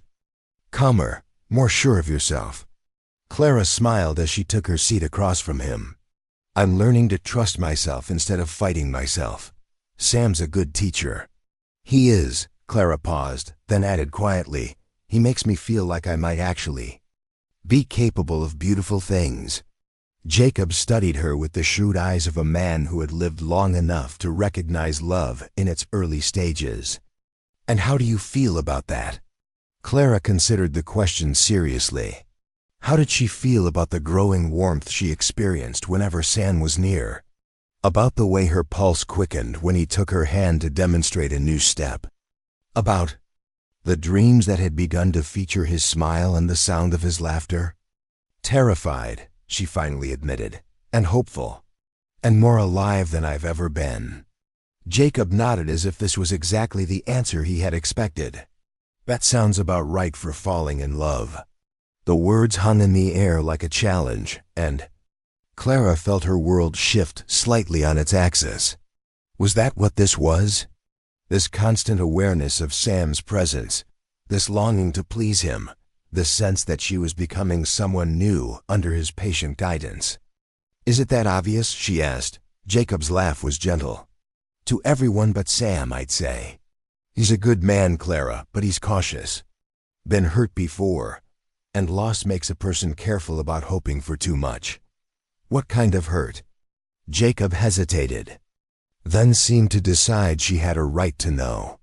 There was a girl before the accident. They were planning to marry, had the whole thing arranged, but when he lost his arm ... he shrugged. Some people can't see past what's missing to what's still there. Clara felt a surge of anger on Sam's behalf. She left him because of his arm? She tried to stay, to her credit. But she couldn't hide what she was thinking, couldn't stop seeing him as broken. Eventually, they both realized it wasn't fair to either of them to keep pretending. That's horrible. It was. But maybe it was also necessary. Maybe he needed to learn who he was as a one-armed man before he could share that with someone who could love all of him. Clara thought about this. As she finished her dinner, pieces of understanding falling into place like tumblers in a lock. Sam's careful approach to teaching her, his emphasis on accepting herself as she was, his gentle patience with her fears and mistakes, all of it spoke to someone who understood what it meant to be seen as deficient by the world. Jacob? She said as she cleared the dishes from the table. Yes, tomorrow's Saturday. Jacob nodded slowly. First social since you arrived. You nervous? Clara took a deep breath. Terrified, but I think it's time. Time for what? Clara smiled, and for the first time in her life, it felt like a smile that belonged entirely to her. Time to find out if I can actually dance. Saturday arrived with a Christmas that spoke of winter's approach, the kind of clear, cold morning that made the mountains look close enough to touch. Clara woke before dawn, her stomach churning with a mixture of anticipation and terror that made breakfast an impossibility. Tonight would be her first appearance at the Cedar Ridge Social, and despite a week of lessons that had gone better than she dared hope, the thought of dancing in front of the entire town made her hands shake. She dressed carefully in her best dress, a deep blue wool that Martha Hensley had left behind, and that Jacob had insisted Clara alter to fit herself. The fabric was finer than anything she had ever owned, soft to the touch and cut with an elegance that made her feel like someone else entirely when she caught her reflection in the mirror. You look beautiful, Jacob said when she appeared in the kitchen, and there was something in his voice that made her think he was seeing more than just a young woman in a borrowed dress. Perhaps he was seeing Martha again, remembering other Saturday mornings when his wife had prepared for an evening of music and laughter. Thank you, Clara said softly, for everything. The dress, the home, the chance to start over. Jacob waved away her gratitude with the gruff embarrassment of a man unused to sentiment. You've earned your place here, girl. Don't let anyone tell. You're different. The day passed with agonizing slowness. Clara threw herself into household tasks with unusual vigor, scrubbing floors that were already clean and reorganizing pantry shelves that needed no attention. Anything to keep her hands busy and her mind occupied with something other than the approaching evening. Sam appeared mid-afternoon, carrying his fiddle case and wearing an expression of gentle concern. "You look like you're about to face a firing squad," he observed. "That might be easier," Clara replied, attempting a smile that probably looked more like a grimace. "Come on," Sam said, setting down his fiddle and extending his hand. "One more practice session, just you and me." They climbed to the barn loft one final time, but the space felt different, now charged with the weight of what was to come. Sam played a simple waltz, the same melody they had practiced dozens of times over the past week, and Clara let herself sink into the familiar rhythm. But as they moved together across the worn floorboards, something new entered their dance. Perhaps it was the knowledge that this might be their last private lesson, or perhaps it was simply the culmination of a week spent learning to trust each other's movements. But Clara found herself dancing not just with competence, but with genuine joy. "There," Sam said as the song ended, his voice slightly breathless. "That's exactly what you need to remember tonight. Not the steps, not the technique, just that feeling." Clara nodded, but she could feel doubt creeping back in at the edges of her confidence. What if I forget? What if I freeze up when everyone's watching? Sam set down his fiddle and took both her hands in his eyes serious. "Clara, listen to me. You are not the same person who arrived in Cedar Ridge 2 weeks ago. You're not even the same person who started these lessons a week ago. You found something that was always inside you, you just needed permission to let it out. But what if you trip? What if you miss a step? What if someone laughs?" Sam's voice was firm but kind. "Then you keep dancing. Because dancing isn't about perfection, it's about participating. It's about being part of something larger than yourself." Clara took a deep breath, trying to absorb his words into the part of her that still whispered of failure and embarrassment. "Will you dance with me tonight? I mean, if I get too nervous, will you?" "Clara," Sam interrupted, his voice soft with something that made her heart flutter, "I would be honored to dance with you tonight. Every dance, if you'll have me." The way he said it made Clara think. He meant more than just dancing, and the possibility left her breathless with hope and terror in equal measure. As evening approached, the entire town seemed to come alive with anticipation. Clara could hear families preparing for the social children being scrubbed and dressed, women calling instructions to their husbands about which dishes to bring, the distant sound of musicians tuning their instruments in Murphy's hall above. The general store. Jacob emerged from his room wearing his best suit, a charcoal gray that brought out the silver in his beard and made him look younger than Clara had ever seen him. He had obviously taken special care with his appearance, and she wondered if he was thinking about attending the social himself for the first time since Martha's death. "You clean up well," Clara said with genuine admiration. Jacob tugged at his collar self-consciously. "Haven't worn this thing in 3 years. Amazing it still fits. Are you coming tonight?" Jacob's expression grew complicated. "Thought I might. Just to watch, you understand. Make sure Sam doesn't step on your toes." Clara smiled, understanding that Jacob's protective concern was really an excuse to ease himself back into community life. "I'd like that. Having a friendly face in the crowd." As the sun set behind the mountains, painting the sky in shades of rose and gold, Clara made her final preparations. She braided her hair loosely, allowing soft tendrils to frame her face in a style she had never attempted before. She pinched her cheeks for color and smoothed the skirt of Martha's dress one final time. When she looked in the mirror, the reflection that gazed back was almost startling in its transformation. This was not the frightened, clumsy girl who had fled the Hollenbeck house 2 weeks ago. This was a young woman who held herself with quiet confidence, whose eyes sparkled with anticipation rather than fear. The social hall above, Murphy's general store, was already alive with music and laughter when they arrived. The room had been cleared of its usual function as a storage space and transformed into something magical. Lanterns hung from the rafters, casting warm, dancing light across the polished wooden floor. Tables laden with food lined one wall, and musicians had claimed a corner where their fiddles and guitars could be heard above the conversation. Clara paused in the doorway, taking in the sight of the entire town gathered in celebration. Children chased each other between the adults, their laughter bright as silver bells. Young couples swayed together in the center of the room, their movements graceful and sure. Older married pairs danced with the comfortable familiarity of decades spent, learning each other's rhythms. It was beautiful and terrifying, and everything Clara had ever dreamed of.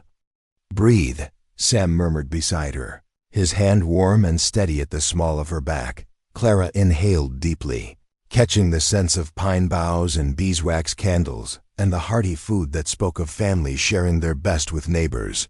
This was what belonging looked like, she realized. This warm, noisy, imperfect gathering of people who had chosen to build their lives together in this remote mountain valley. They found seats at a table near the edge of the dance floor, where Clara could watch the dancers while still feeling safely positioned to retreat if necessary. Jacob joined them, his eyes scanning the room with the careful attention of someone reacquainting himself with a world he had avoided for too long. "Evening, Jacob." The voice belonged to a woman Clara recognized as Mrs. Patterson, who ran the boarding house for traveling loggers. Her greeting was warm but careful, the tone of someone approaching a wounded animal. "Good to see you here." "Evening, Helen," Jacob replied, his voice gruff but not unfriendly. "Thought it was time I stopped hiding at home." Mrs. Patterson's smile was genuine and relieved. Martha would have liked that. The simple exchange seemed to release something in Jacob, and Clara watched his shoulders relax for the first time since they had entered the hall. Around them, other neighbors began to approach, offering quiet greetings and gentle smiles that spoke of a community that had been waiting patiently for one of their own to heal enough to return. "Would you like some punch?" Sam asked, rising from his chair. "I need to speak to the musicians about tonight's program." Clara nodded, grateful for a moment to observe without being observed. From her vantage point, she could study the dancers and begin to understand the social rhythms that governed the evening. There was a clear hierarchy of participation: young unmarried people claiming the center of the floor for the more energetic reels and square dances, while married couples favored the gentler waltzes and two steps around the edges. Children darted in and out of the adult dancers, sometimes joining in when a particularly inclusive set allowed for extra participants. Older folks lined the walls, keeping time with the music and calling encouragement to their children and grandchildren. It was, Clara realized, exactly the kind of community event that would have terrified her 2 weeks ago. Too many people, too many opportunities for embarrassment, too many eyes watching for mistakes. But sitting here now, she felt something entirely different. She felt welcome. "Clara Bennington." The voice belonged to a young man about her own age, tall and lanky with the calloused hands of someone who worked outdoors. "I'm David Murphy. My father owns the store." Clara looked up, surprised to be approached by someone she didn't know. "Hello. I was wondering if you might honor me with a dance later this evening. I hear you're new to Cedar Ridge, and I thought you might like to meet some of the other young folks." The invitation was polite and clearly well-intentioned, but it made Clara's stomach clench with familiar anxiety. David Murphy was exactly the kind of clean-cut, respectable young man that society would consider an appropriate partner for a girl in her position. The kind of man who would expect competence and grace from a dancing partner. "That's very kind," Clara began, searching for a diplomatic refusal, when Sam reappeared with 2 cups of punch. "David," Sam said with a nod that was friendly but somehow territorial, "I see you've met Clara." "I have indeed. I was just asking if she might save me a dance." Sam's expression remained pleasant, but Clara caught the slight tightening around his eyes. "I'm afraid Clara's already promised her evening to me. Perhaps another time." David's gaze moved between them, clearly noting the possessiveness in Sam's tone and the way Clara had unconsciously leaned closer to him. "Of course, another time then." As David moved away, Clara felt a flutter of something that might have been disappointment mixed with relief. "I could have danced with him," she said quietly. I think I could have managed it." "Could have, yes," Sam agreed, settling back into his chair. "But did you want to?" Clara considered the question honestly. "No, not really. Is that selfish?" "It's honest. And there's nothing wrong with choosing who you want to share your first public dance with." The evening progressed with a series of increasingly complex musical sets, each one showcasing different aspects of the community's dancing traditions. Clara watched with fascination as square dance callers directed elaborate patterns that had couples weaving in and out of formations like pieces of a living puzzle. She marveled at the energy of the younger dancers who threw themselves into reels with abandon that would have left her breathless, but it was the quiet waltzes that captured her heart. During these gentler moments, the frantic energy of the evening settled into something deeper and more intimate. Couples moved together with the kind of synchronization that spoke of years spent learning each other's rhythms. And Clara began to understand why Sam had chosen this dance as her introduction to the community's traditions. "Ready?" Sam asked.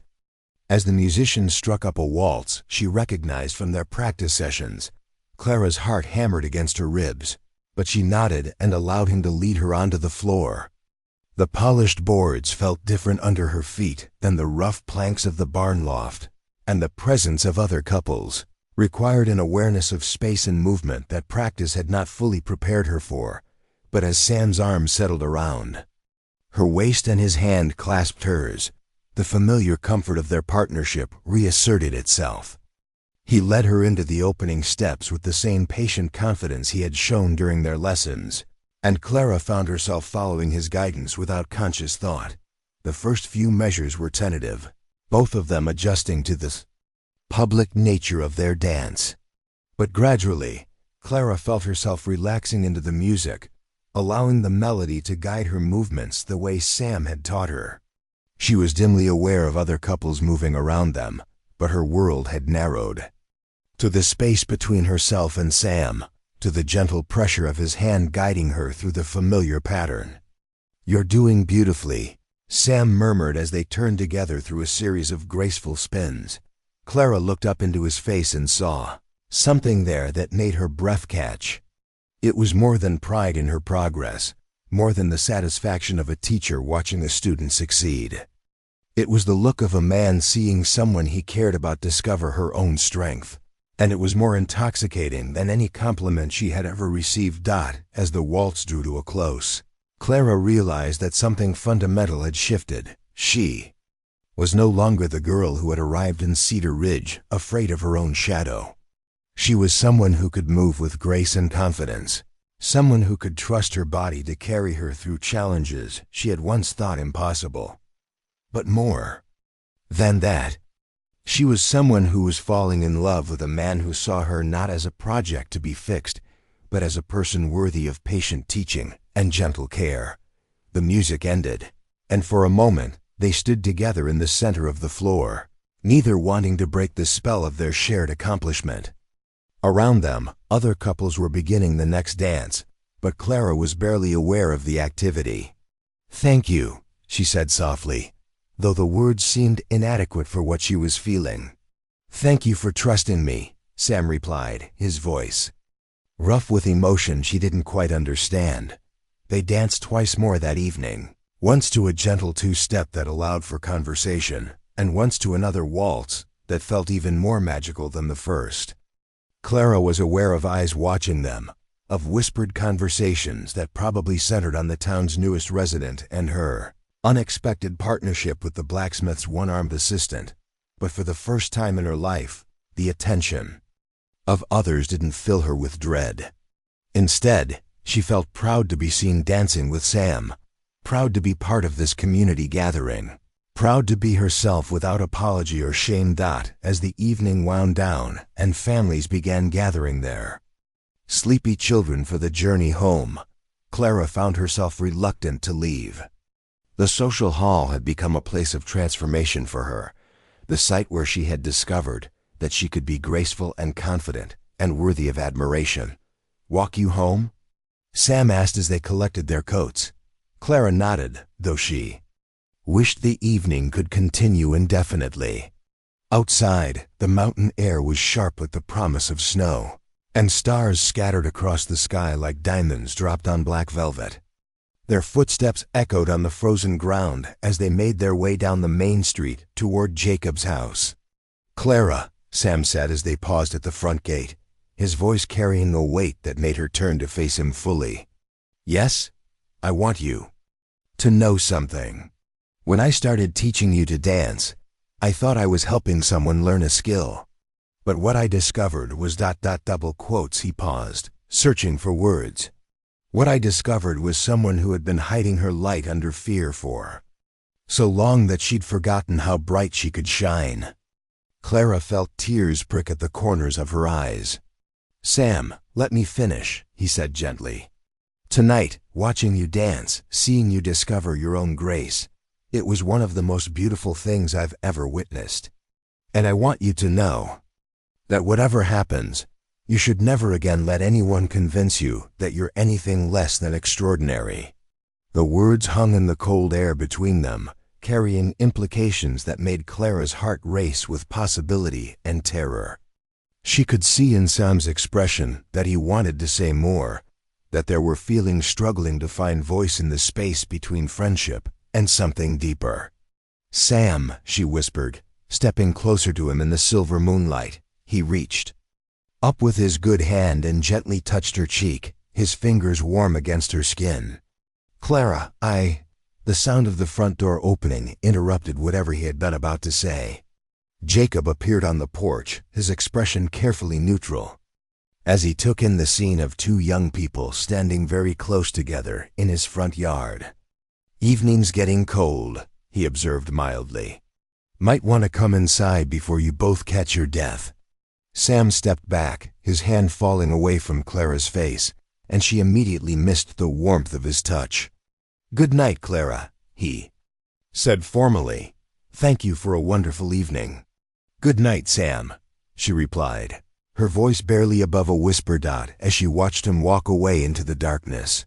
Clara felt as though something precious had been interrupted just as it was beginning to bloom.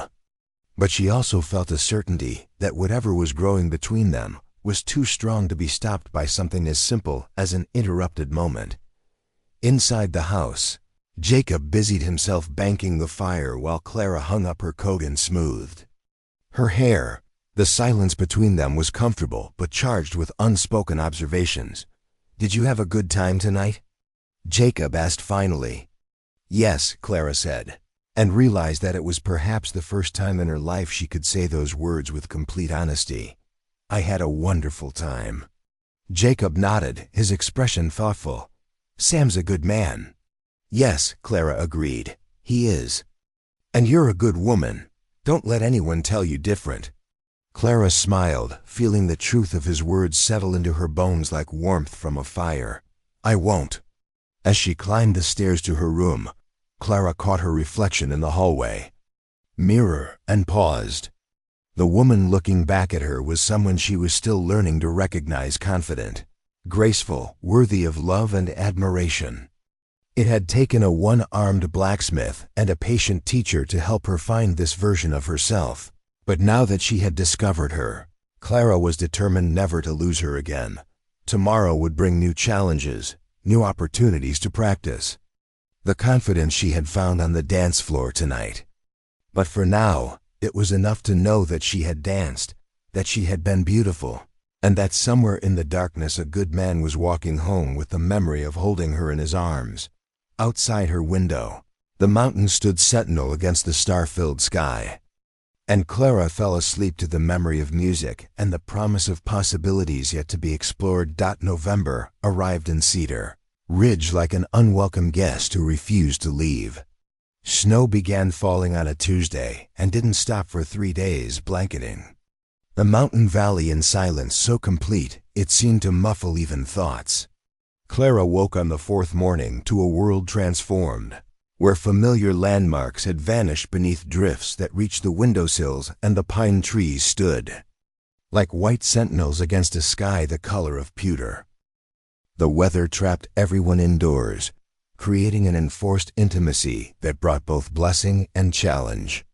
Jacob's house, which had seemed spacious when Clara first arrived, now felt smaller with all three of them confined within its walls.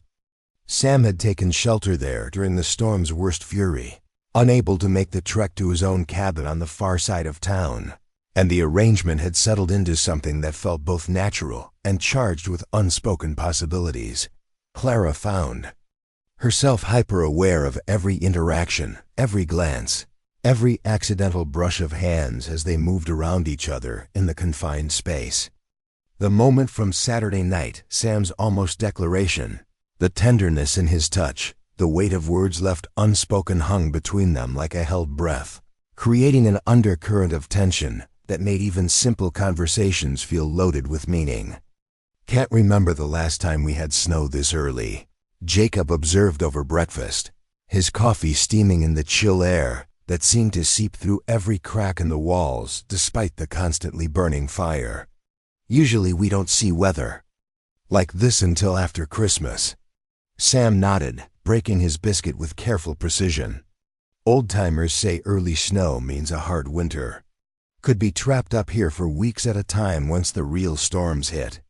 Clara felt a flutter of concern that had nothing to do with the weather and everything to do with the complicated dynamics of their temporary living arrangement.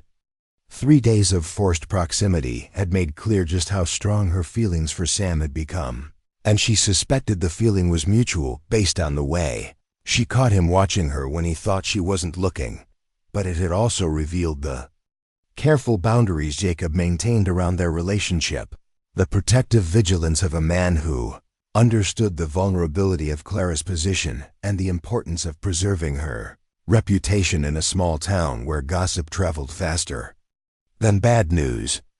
"I should probably try to get back to my place today," Sam said, though his tone suggested reluctance. "Check on things, make sure the roof's holding."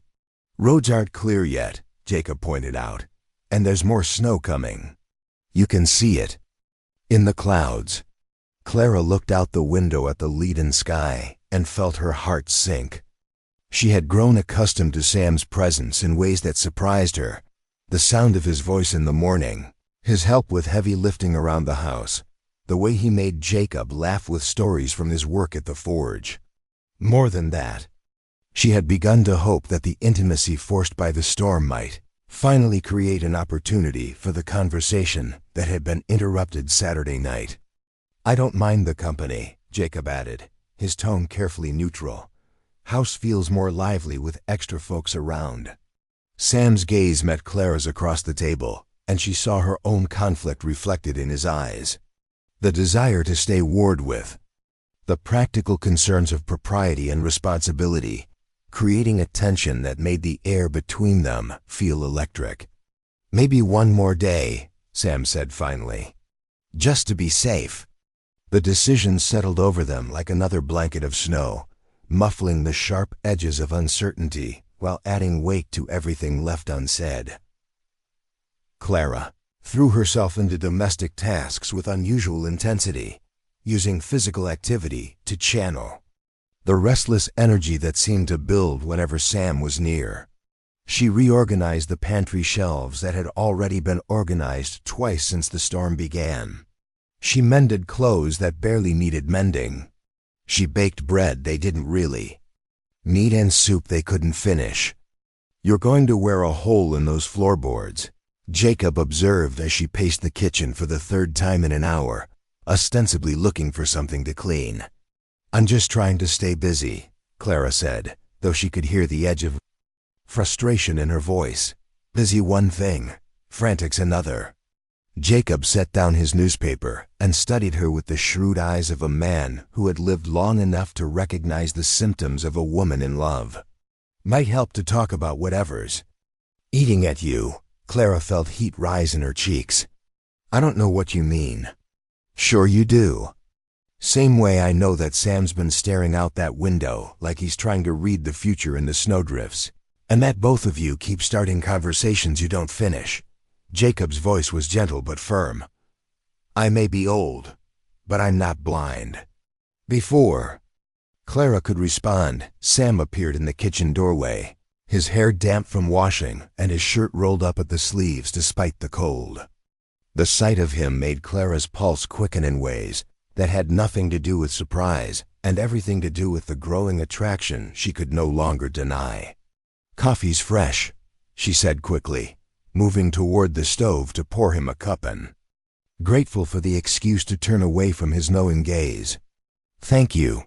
Sam's fingers brushed hers as he accepted the cup, and the contact sent warmth shooting up Clara's arm. "Clara, I was wondering if you might want to. That is, if you'd like to practice dancing this afternoon, just to keep in form." The suggestion was casual enough, but something in Sam's tone suggested deeper motivations. Clara glanced at Jacob, who was watching their exchange with an expression of benevolent concern. "I think that's a fine idea," Jacob said before Clara could respond. "I'll be working on the accounts this afternoon anyway. The barn loft's cold, but it's private enough if you don't mind bundling up." The word private hung in the air with deliberate weight, and Clara realized that Jacob was offering them something precious, time alone together without the constant awareness of his protective presence. It was a gift that acknowledged the growing seriousness of their relationship while maintaining the careful boundaries that protected Clara's reputation. "I'd like that," Clara said softly, meeting Sam's gaze. "I'd like that very much." The afternoon found them back in the barn loft. But the space felt different now than it had during their early lessons. Snow had drifted through the open loft door, creating a border of white around the cleared dancing area. Their breath misted in the cold air, and Clara had wrapped herself in Martha's heaviest shawl while Sam wore a wool coat that he kept buttoned. Despite the exertion of movement at first, they danced as they always had, Sam leading Clara through familiar patterns, while humming melodies she recognized from their previous sessions. But gradually something shifted. The formal structure of teacher and student began to dissolve, replaced by something more equal, more intimate. "You don't need me to guide you anymore," Sam said as they moved through a waltz that Clara now knew. "By heart, you've found your own rhythm, have I?" Clara asked, though she could feel the truth of his words in the way her body moved without conscious thought, the way she anticipated his movements and responded to his guidance before he offered it. "You have, and it's beautiful." The compliment was simple, but the way Sam said it, with wonder and something deeper that might have been reverence, made Clara's heart race. She looked up into his face and saw her own feelings reflected there. The same growing awareness that what had started as dancing lessons had become something far more significant. "Sam," she began, then stopped, unsure how to voice the feelings that seemed too large for words. He slowed their movement until they were barely swaying together, his arm around her waist, his hand warm in hers. "I know," he said softly. "I feel it too." The admission hung between them like a bridge, inviting Clara to cross into territory that both thrilled and terrified her. She had never been in love before, had never experienced the dizzying combination of longing and certainty that seemed to define every moment she spent in Sam's presence. "What does this mean?" she asked quietly. "What are we feeling?" Sam was quiet for a long moment, his thumb tracing gentle circles across her knuckles. When he spoke, his voice was rough with emotion. "It means I've fallen in love with you, Clara, completely and irrevocably in love with you." The words struck Clara like physical blows, leaving her breathless with joy and terror in equal measure. She had hoped for this declaration, had dreamed of it, but hearing it spoken aloud made it real in ways that dreams could never achieve. "And I love you," she whispered, the words feeling both natural and revolutionary on her tongue. "I love you, Sam Morrison." For a moment, they stood frozen. In the center of the loft, the weight of their mutual confession settling around them like snow. Then Sam cupped her face in his free hand, his thumb brushing across her cheekbone with devastating tenderness. "Clara," he said, her name a prayer on his lips, This time, there was no interruption when he leaned down to kiss her. His lips were warm despite the cold air, gentle but certain, and Clara felt herself melting into the contact like ice in spring sunshine. The kiss was everything she had imagined and nothing she could have prepared for a claiming and a surrender. A promise and a question all wrapped into one perfect moment. When they finally broke apart, Clara felt transformed in ways that had nothing to do with dancing lessons. She was no longer the frightened girl who had arrived in Cedar Ridge, nor even the confident woman who had danced at the social. She was someone entirely new, a woman in love, beloved in return, standing on the threshold of a future she had never dared imagine. "What happens now?" she asked, her voice barely above a whisper. Sam's smile was soft and certain. "Now we figure out how to build a life together." The simplicity of his answer belied the complexity of their situation. Clara was acutely aware of the challenges they would face, the difference in their social positions, the questions about her past, the practical realities of making a life. In a small mountain town where everyone knew everyone else's business, but looking into Sam's face, seeing the love and determination there, she felt capable of facing whatever obstacles the future might hold. Their return to the house brought a subtle shift in the dynamics between all three of them. Jacob took one look at their faces and smiled with the satisfaction of a man who had seen a long-awaited development finally come to pass. "About time," was all he said, but his tone carried warmth and approval that made Clara's heart soar. That evening, as they sat around the fire after dinner, the conversation flowed with an ease that Clara had never experienced. Sam and Jacob shared stories from their years of friendship, tales of mishaps and triumphs that painted a picture of a community where people looked out for each other through good times and bad. Clara found herself contributing more than she ever had before, sharing memories from her time at the mill and her journey to Cedar Ridge. For the first time, her past felt like something to be acknowledged rather than hidden, a series of experiences that had shaped her without defining her. "I keep thinking about something you said," Clara told Sam as they prepared to bank the fire for the night. "About finding your own way of doing things instead of trying to do them the way everyone else does. What about it? I spent so many years trying to be what other people expected me to be, the perfect mill worker, the ideal domestic servant, the girl who never caused problems. But I was never good at those things because they weren't really me." Sam nodded, understanding clear in his expression. "And now I think I'm finally learning who I actually am. Not who I should be or who I'm supposed to be, but who I am when I stop trying to be someone else. And who is that?" Clara considered the question seriously, testing different answers against the truth she was still discovering.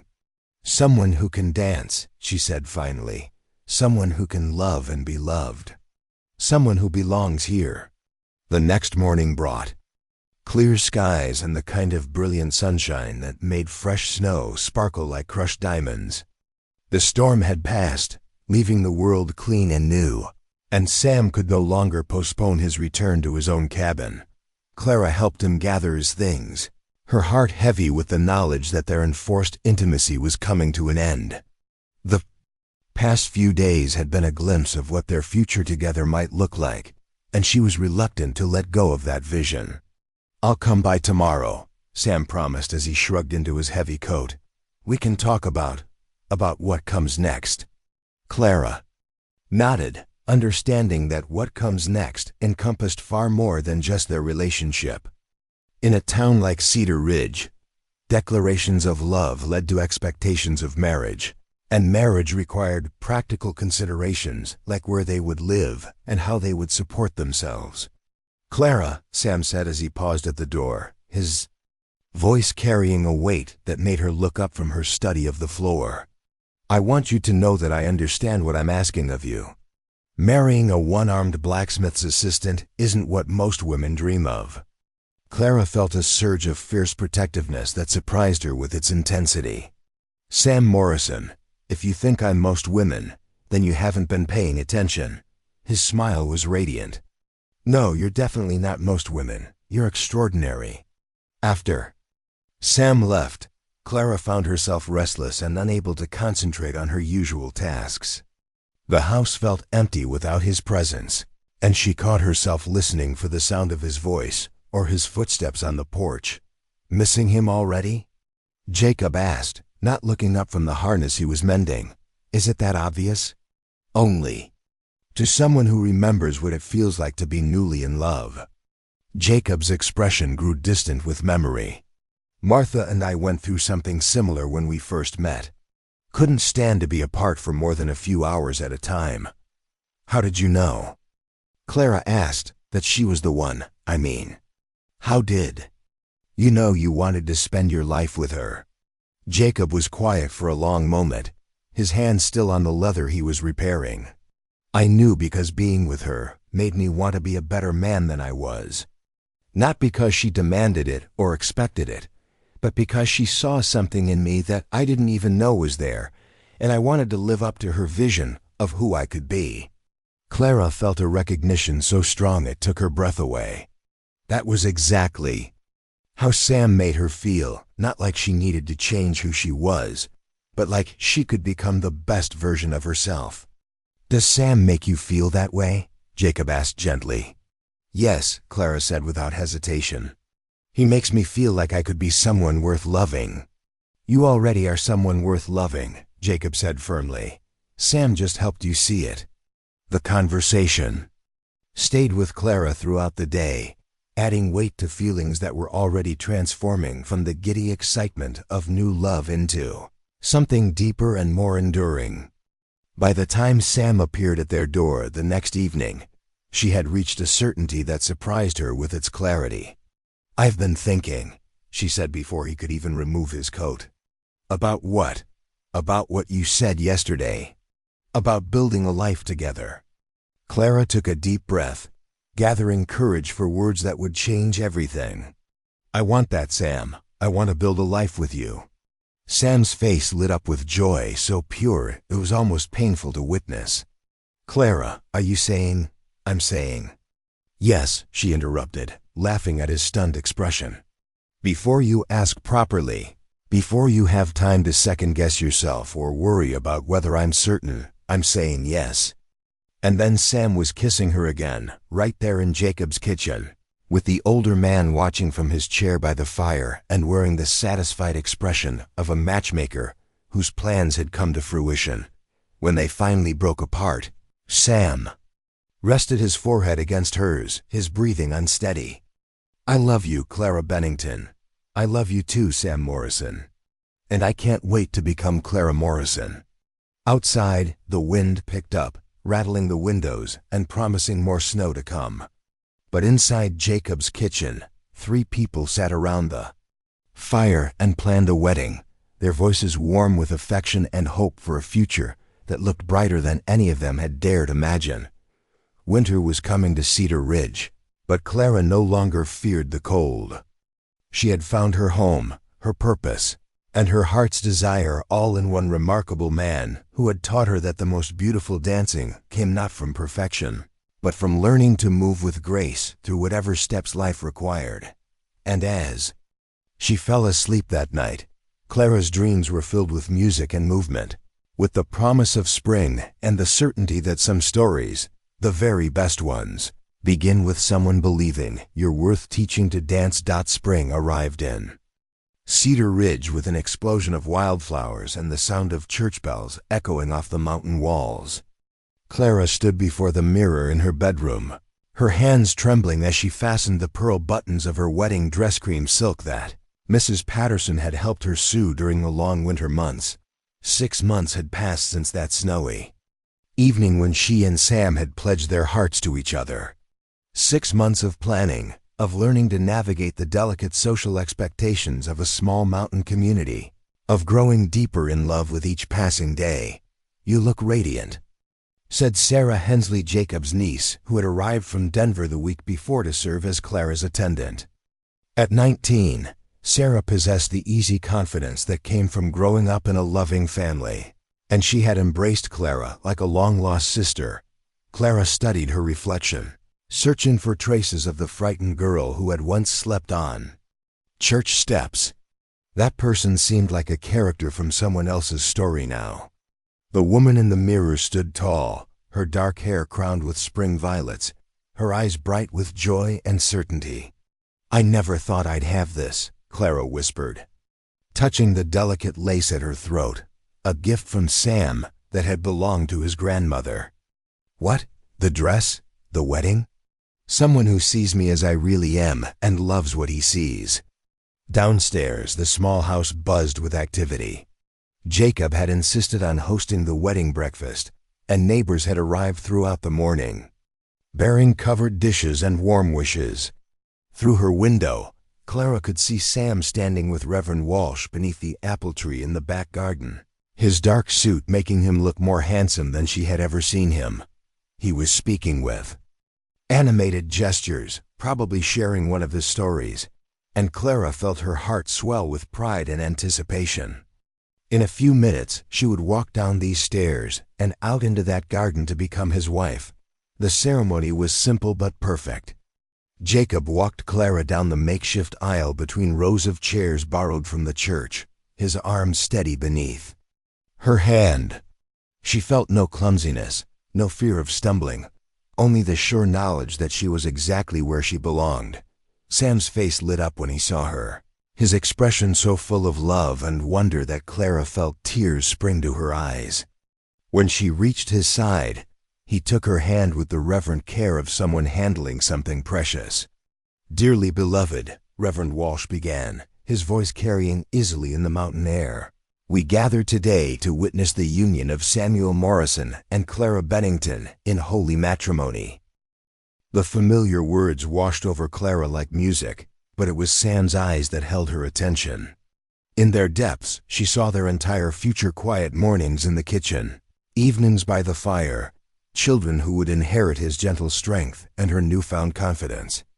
"Do you, Samuel, take Clara to be your lawfully wedded wife, to have and to hold, in sickness and in health, for richer or poorer, for better or worse, as long as you both shall live?" "I do," Sam said, his voice strong and clear. "And do you, Clara, take Samuel to be your lawfully wedded husband, to have and to hold, in sickness and in health, for richer or poorer, for better or worse, as long as you both shall live?" Clara looked into Sam's beloved face and thought of all the ways he had changed her life, teaching her to trust her body, to believe in her worth, to dance with joy instead of fear.